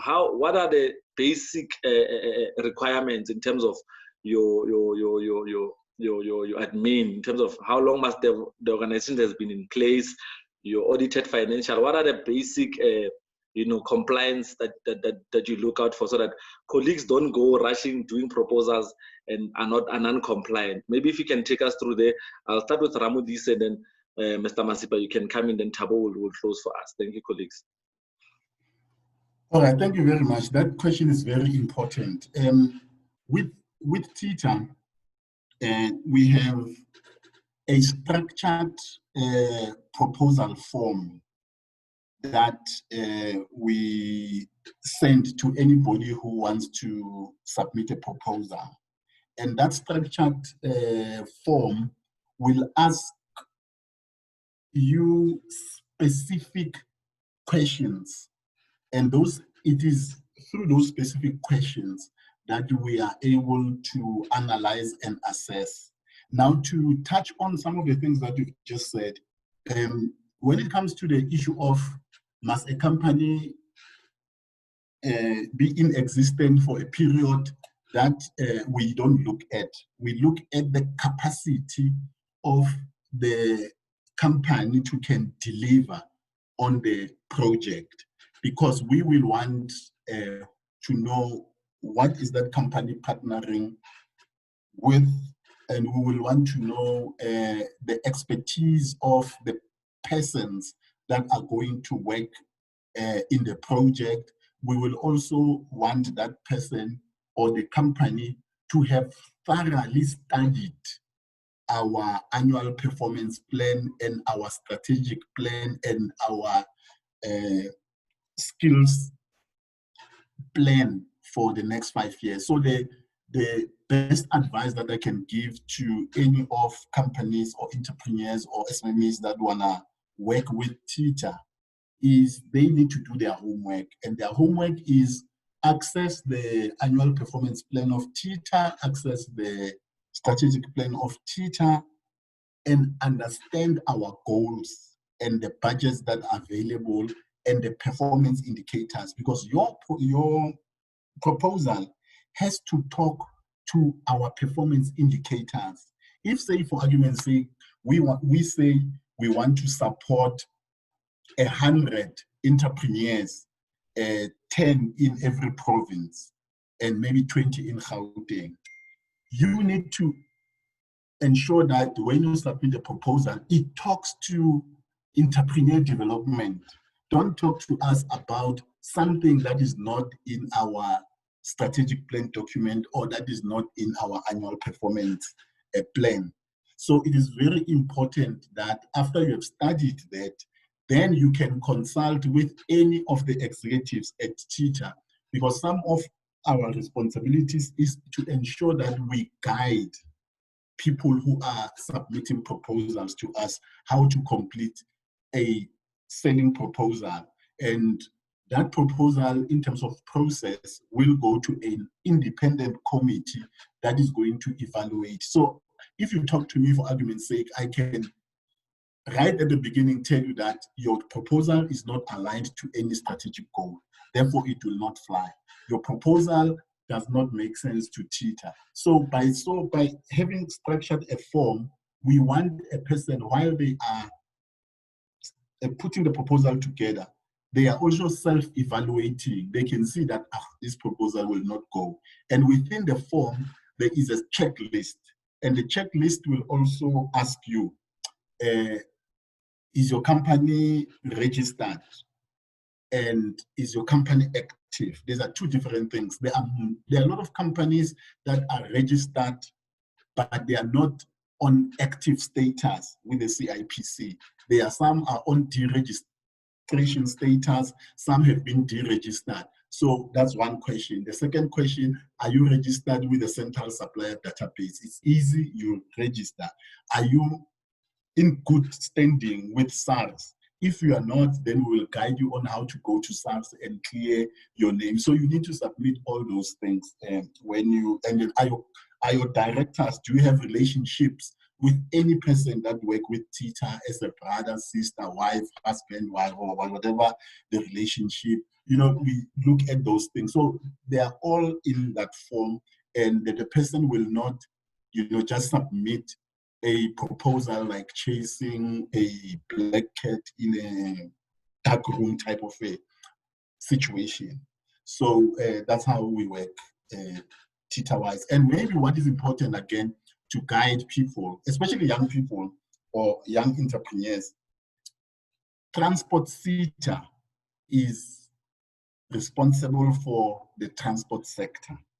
However, there are other SETAs, other 20 similar organizations like TITA who are out there where they can also, you know, work with them too, because they are doing similar work, but in different subsectors. For argument's sake, road safety is not a transport sector responsibility alone.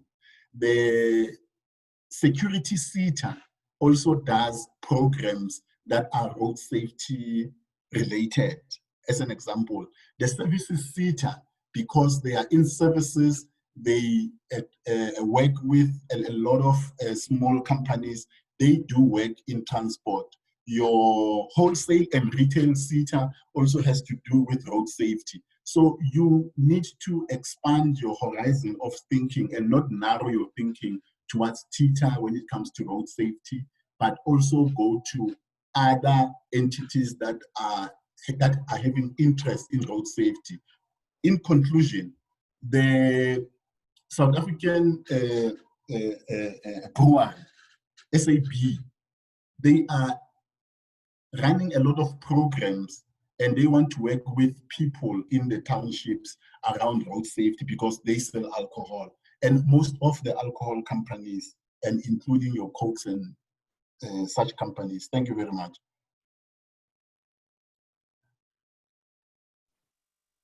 Chairperson, I don't know if it's my opportunity now. Yeah, you can go ahead, sir. Okay, thank you. In our case, I'll give an example. If any company or any other organized entity or the youth or any other person that has road safety program, we are in a position to partner with them. For example, if you have a campaign that will be running in your area, where, for example, your target area or your target audience is youth, for example, and then we are in a position to fund such a campaign where we will obviously going to be responsible for paying the venue, the resources that will be needed, and all the assistance that can be done, so that if it's done in a proposal, we are in a position to interact and have a certain day, and if possible, we are even in a position to deploy some of our principals, be it the minister or deputy minister. So those are some type of the partnerships that we always do annually. That can be throughout the year. But most of the time, we also have, since the October is declared the transport month, any program that can be done that we can target the road safety messages, we are willing to sponsor such programs. Secondly, previously there was this issue of entrepreneur development, where youth were targeted.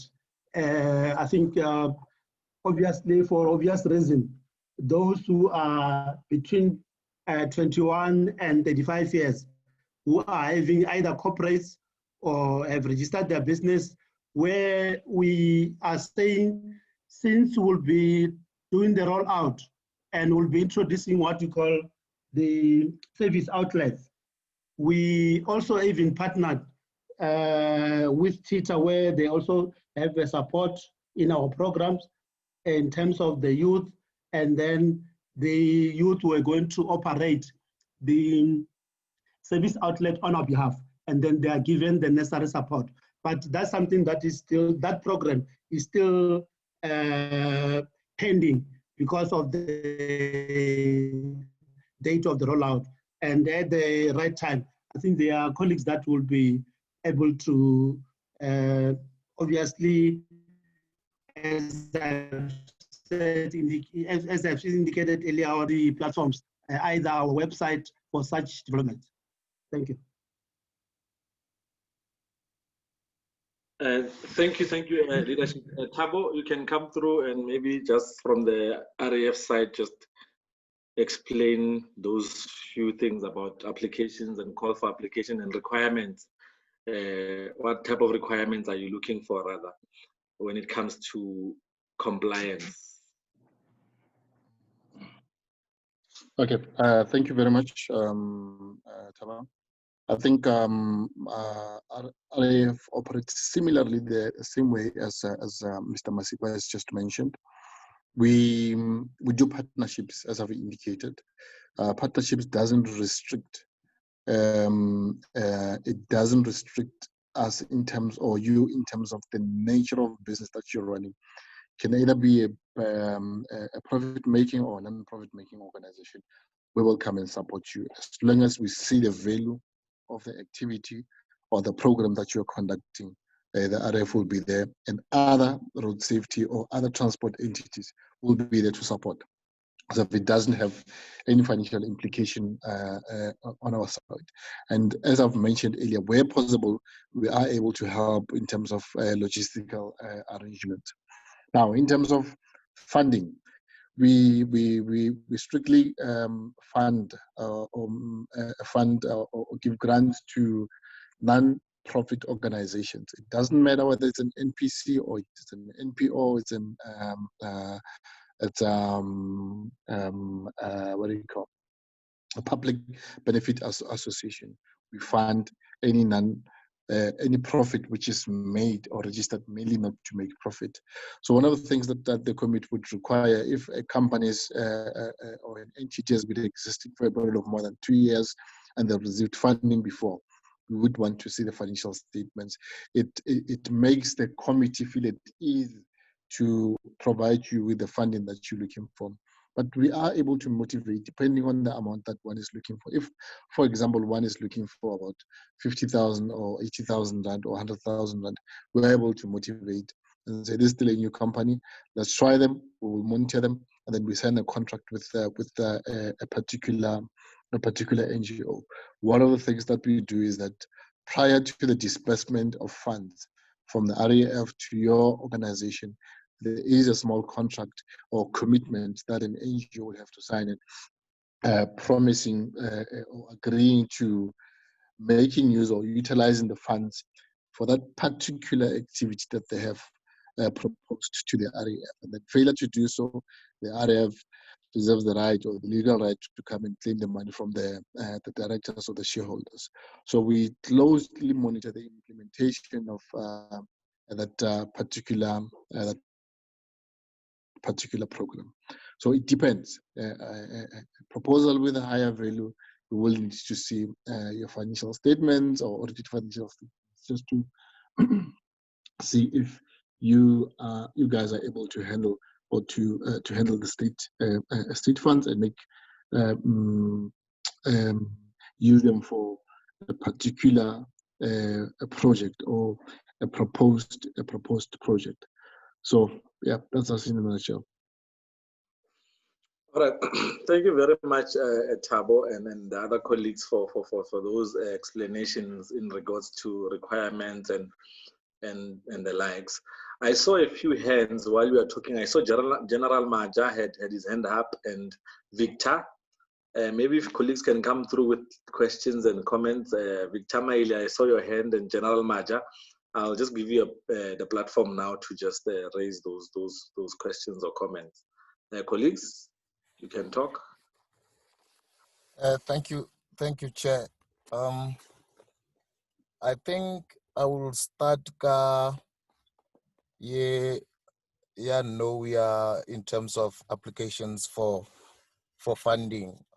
Nekere, if we are to host an awareness, stay sober during peak hours, say Good Friday, Christmas, or now October because it's a transport month, and as an organization, we're looking for a donation from those three sectors, like your TITA, your RAF, your who's the other one? What will be the requirement? Will you say to us as an organization, no, do that in a proposal form, or fill up forms that require these requirements, your NPO registrations, your financial statements, and so forth and so forth? That's my first question. The other question is directed to Ndade Ramudise. The CDPs, because I heard him saying his specific responsibility it's in the Northwest Province, if but if they have an office called Rambek, who do we talk to? Because in my understanding, having worked for NPO for quite a long time, I've got almost 24 years in this industry. It's wise that you establish a relationship with officials working for a certain institution. Ndate Ramudise, do you have someone that we can talk to and try to understand or have that relationship going forward before the actual submission of applications? And then the other thing, Kiaoro, you spoke of a structured form. Dilo tsa tshwana le bo ARTs and WSPs, are they, because Rebali issue or you need to apply online? Are your forms, are they, or are we able to print them out, fill them in, or do we have to do them online now? That's that. It's a matter of changing old school chairperson. I noted few, but thank you so much. Thanks, General Maja. I saw before you respond, colleagues, there was Victor. Victor, you can talk. I see your mic was on. It's off now. Victor, are you still with us? Vic. All right, we've lost Victor seemingly. Maybe colleagues, you can respond. I saw Ramon say, Victor. I'm here. Can you hear me? Yes, we can hear you, sir. Okay. Okay, thanks once more. I wanted to take us back, more especially or specifically to Ndate Thabo. He mentioned the criteria or a way in which you should apply for those licenses. And then I wanted to ask, for us who are in the workshop or who participated in the workshop, is it going to be any preferences in line or when they're selecting for those who are applying for their licenses? Thank you. All right, thank you, my leader. Just before you respond, colleagues, I see there's one more. I'm going to take one more hand from Brilliant. And then after you respond, we need to close the session. It's almost one. Brilliant, you can come through. Okay, Chairman, thank you. Can you hear me? Yes, we can hear you, sir. You can go ahead, Brilliant.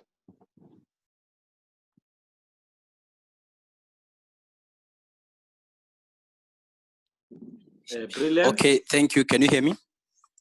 Yes, we can hear you. Proceed. Okay, thank you.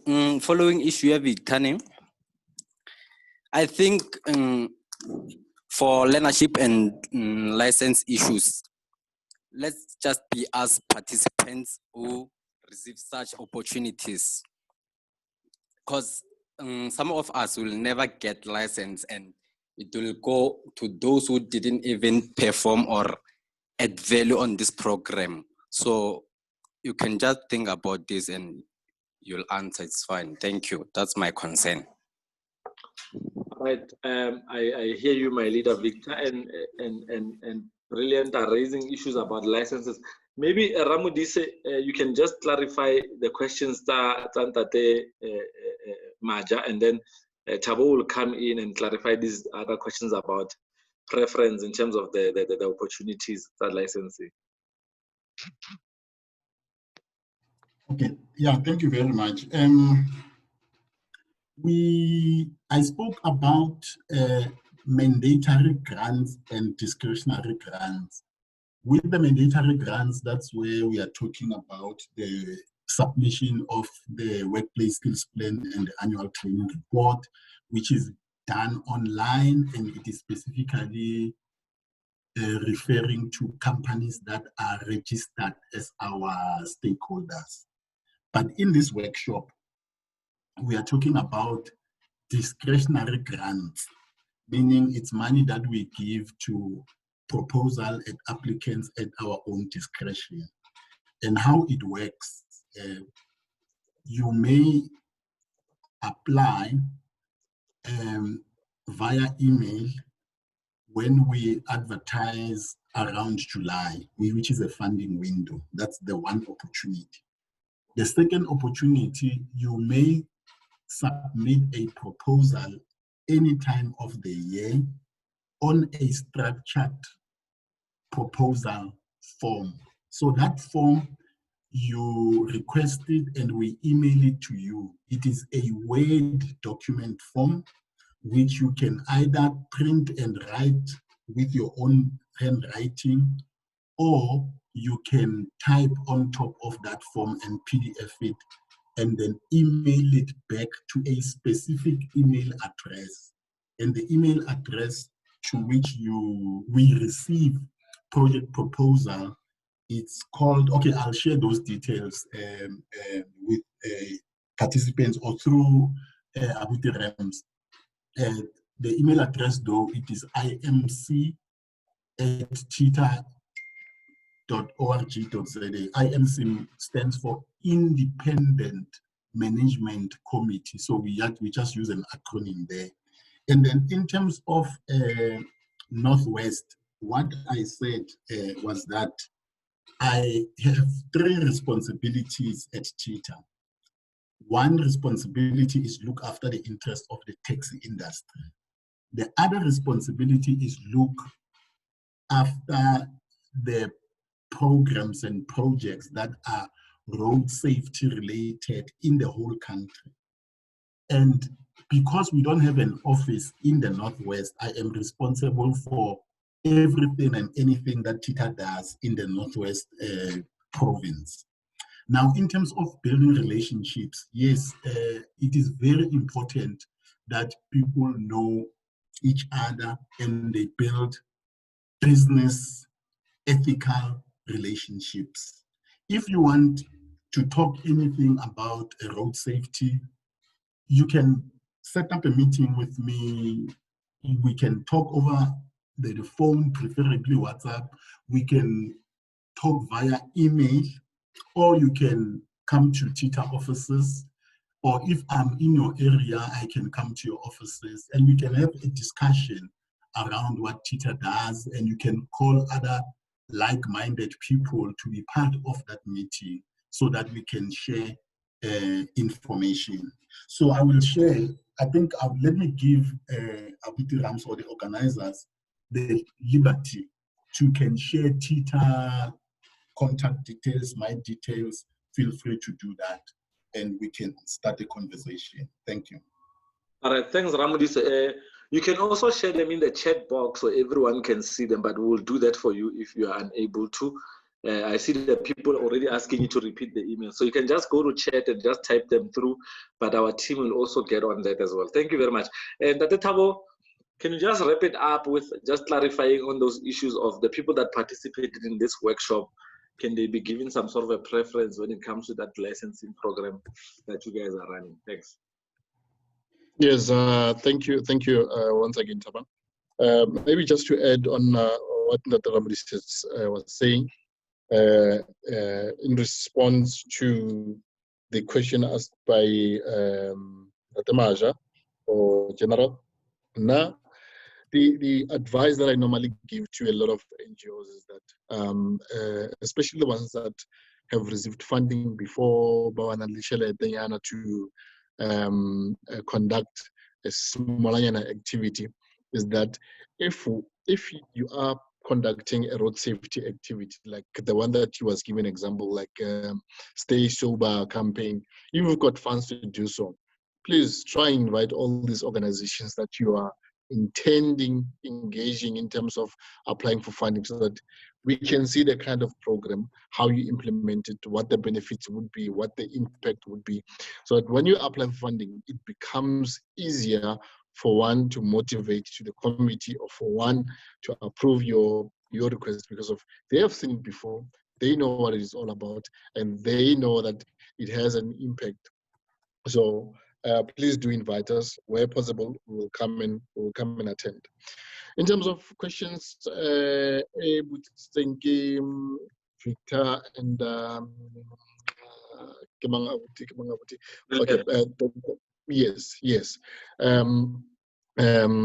that we've already recruited for this financial year. What we do, we recruit in like this financial year towards December. We're going to be recruiting for the next financial year. But what I've indicated is that throughout the year we get dropouts from people who have they've received employment. Some are pregnant. Some are unfortunately passes on. Some are relocated to other areas or other countries, and then we tend to have space. So what we'll do, I've made a commitment to Abu Dharam's Foundation, is that should an opportunity or space arise, I'm going to contact them. Then they will furnish me with a list. If, let's say, for example, I've got space for about 5 people in Northwest or in Gauteng, I'll contact Abu Drams and say, from the list of people who participated on this particular day, can you identify for me 5 people that we can help with driver's license? And if a space arises in Middleburg, we will consider the people that attended this particular workshop in Pumalapa, so and so. But for now, we've already recruited for this financial year. But we promise that when the space or an opportunity arises, we will give preference to this particular people who have attended the workshop. And I do promise you that a space will be available. I know there will be people available if they drop out. Thank you, Chief. Thank you, Thabo, for that commitment as well. I think that is very clear, colleagues, that for the remainder of this financial year, it's full, but there might be vacancies. Colleagues, with that said, it's now 2 minutes after the hour 1, and we've been on this platform for over 4 hours, and colleagues are tired mentally, so, and it's been exhausting. So I'm just going to wrap up by saying thank you very much to all the participants, all the guys that are representing organizations. Thank you very much for your questions. Thank you very much for taking time to be part of the session. You know, this was a very nice session, well drilled, well attended. The presentations were on point. I want to thank the Road Accident Fund, Thabo, and his people for being part of the program and for the support financially that they're giving us. And I've seen Ramodisa has posted his contact details and the emails on the chat. Thank you very much to Tita for the presentation and for the support you continue to give the Abu Dharam Foundation and the Tsogo Road Safety Program. I want to also thank Artia, Mr. Masipa. Thank you for the presentation that you shared with us, we will share with the participants, and the information that is critical that our participants can use. I also want to thank Dr. Roche Papabolo for that business canvas model presentation, which will be shared with also with the participants. And colleagues from Tsogo Road Safety, I don't know if there's anything I'm leaving out before I close the session. Can I get a bit of feedback there? Yes, sir. Yes, sir. There's a poll that is happening right now. If you could see your screens, guys, there's a poll that is taking place right now. It is speaking towards Road Accident Fund. The question is, what assistance do you need from Road Accident Fund? And it's a multiple choice. You could choose one or more options. And I see that there's only 10 out of 37 who have done that. Now there's 11. Please continue to do that. Please click on that poll and choose your option, because this helps us in reporting and helping Road Accident Fund understand what you guys need as participants and as road safety ambassadors in Gauteng. Please keep on clicking on those. I see the numbers are growing. And then I'm going to ask also the second question as well from Artia and others as well. They'll follow. But please do that. Before I could end the poll, yes, there's 20 now participants. Let's continue. There's 34 people who are supposed to be filling in this, and I think we have 37 in this group. Can you please continue to do that? Click on the option that you need help with. There is funding, claiming, and other support that you would need from Road Accident Fund, and please fill in those options. 21 now. So that is from RAF. I think we have reached more than 50%. I can end this poll, and then we move on to the next poll that I'm going to be sharing with you guys. And then the next poll looks into transport CETA, which is TETA. I'm just launching it right now. Have a look at it. The question is, what support do you need from transport CETA? Is it financial support? Is it training? Or is it other support? Please click on the options that you are given. I see 7 people now, 8 people. There's more people coming in. That's good. 12, 14. Great, guys. Thank you so much for doing that. Let's just run it until we reach more than 50% of the people. 17 out of 37 now. We're 45%, 50%. Good. 52. Good, guys. Yes. We are just close to 38 people, 26 now. Yeah. If you see the option.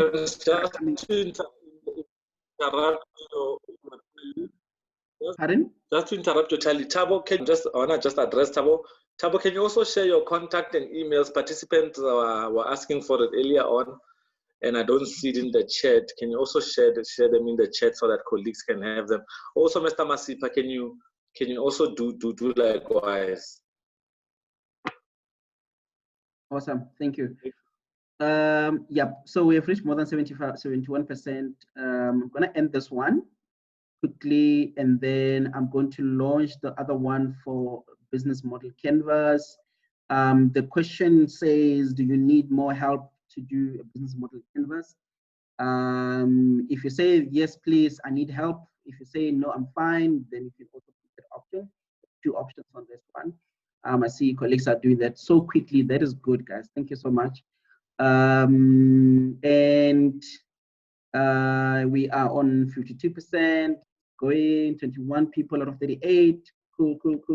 We're doing well. Almost done now. 25 out of 38. I think we have 65% right now. Any more people who still want to answer? There's 3 people who say that no, they're fine. But there's more people, 22 people who say that we still need help with the business model canvas. All right, cool, 65%. I'm gonna end this poll right now. I'm going to do the last one. So the second last one. The other one is with Artia. The question is, do you need more clarity on how you can work with Artia? Or do you need more clarity on how you can work with Artia? So this question speaks to the partnership that you want to create with Artia, because I've heard them mention that they are allowing for partnerships and financial support or any support.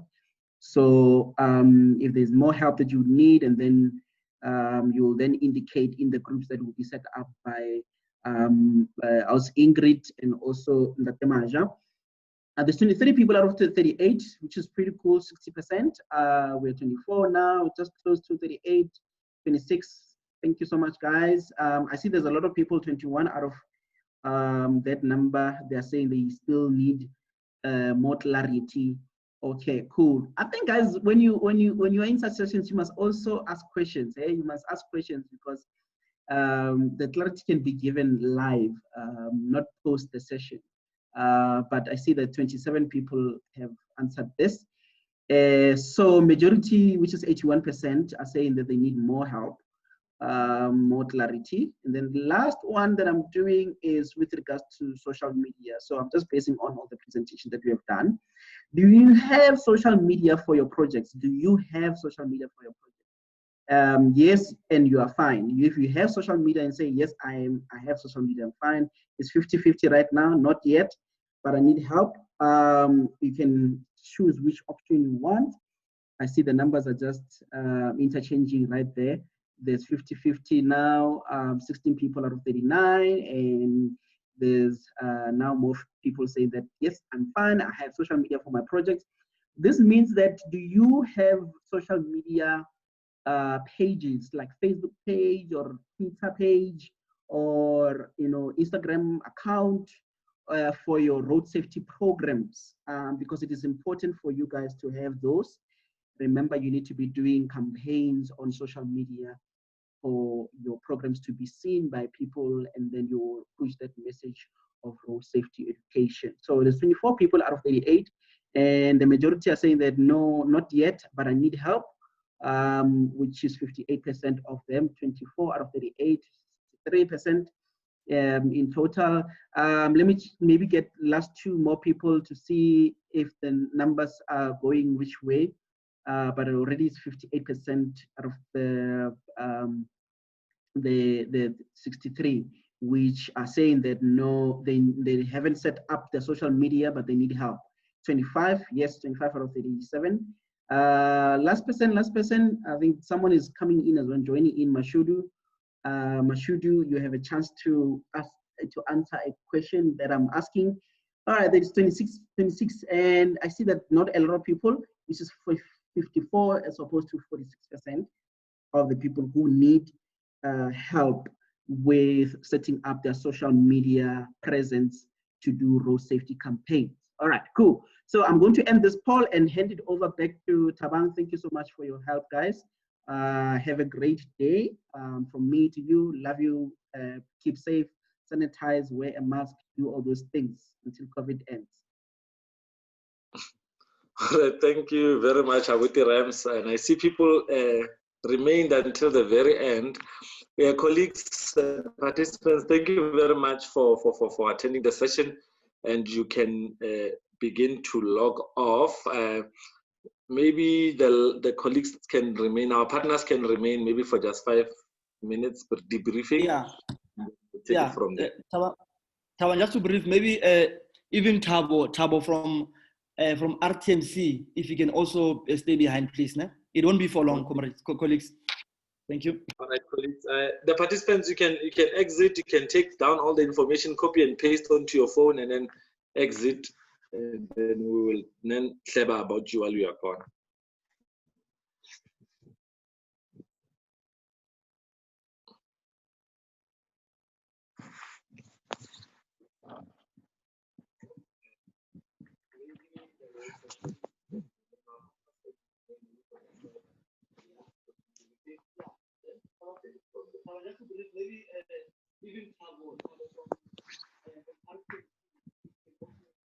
Rams, also, maybe I don't think it's necessary that the debriefing forms part of the video or the live stream, because I see I see someone says I'm remaining behind for the goods. Yeah, so I don't know if yeah, no.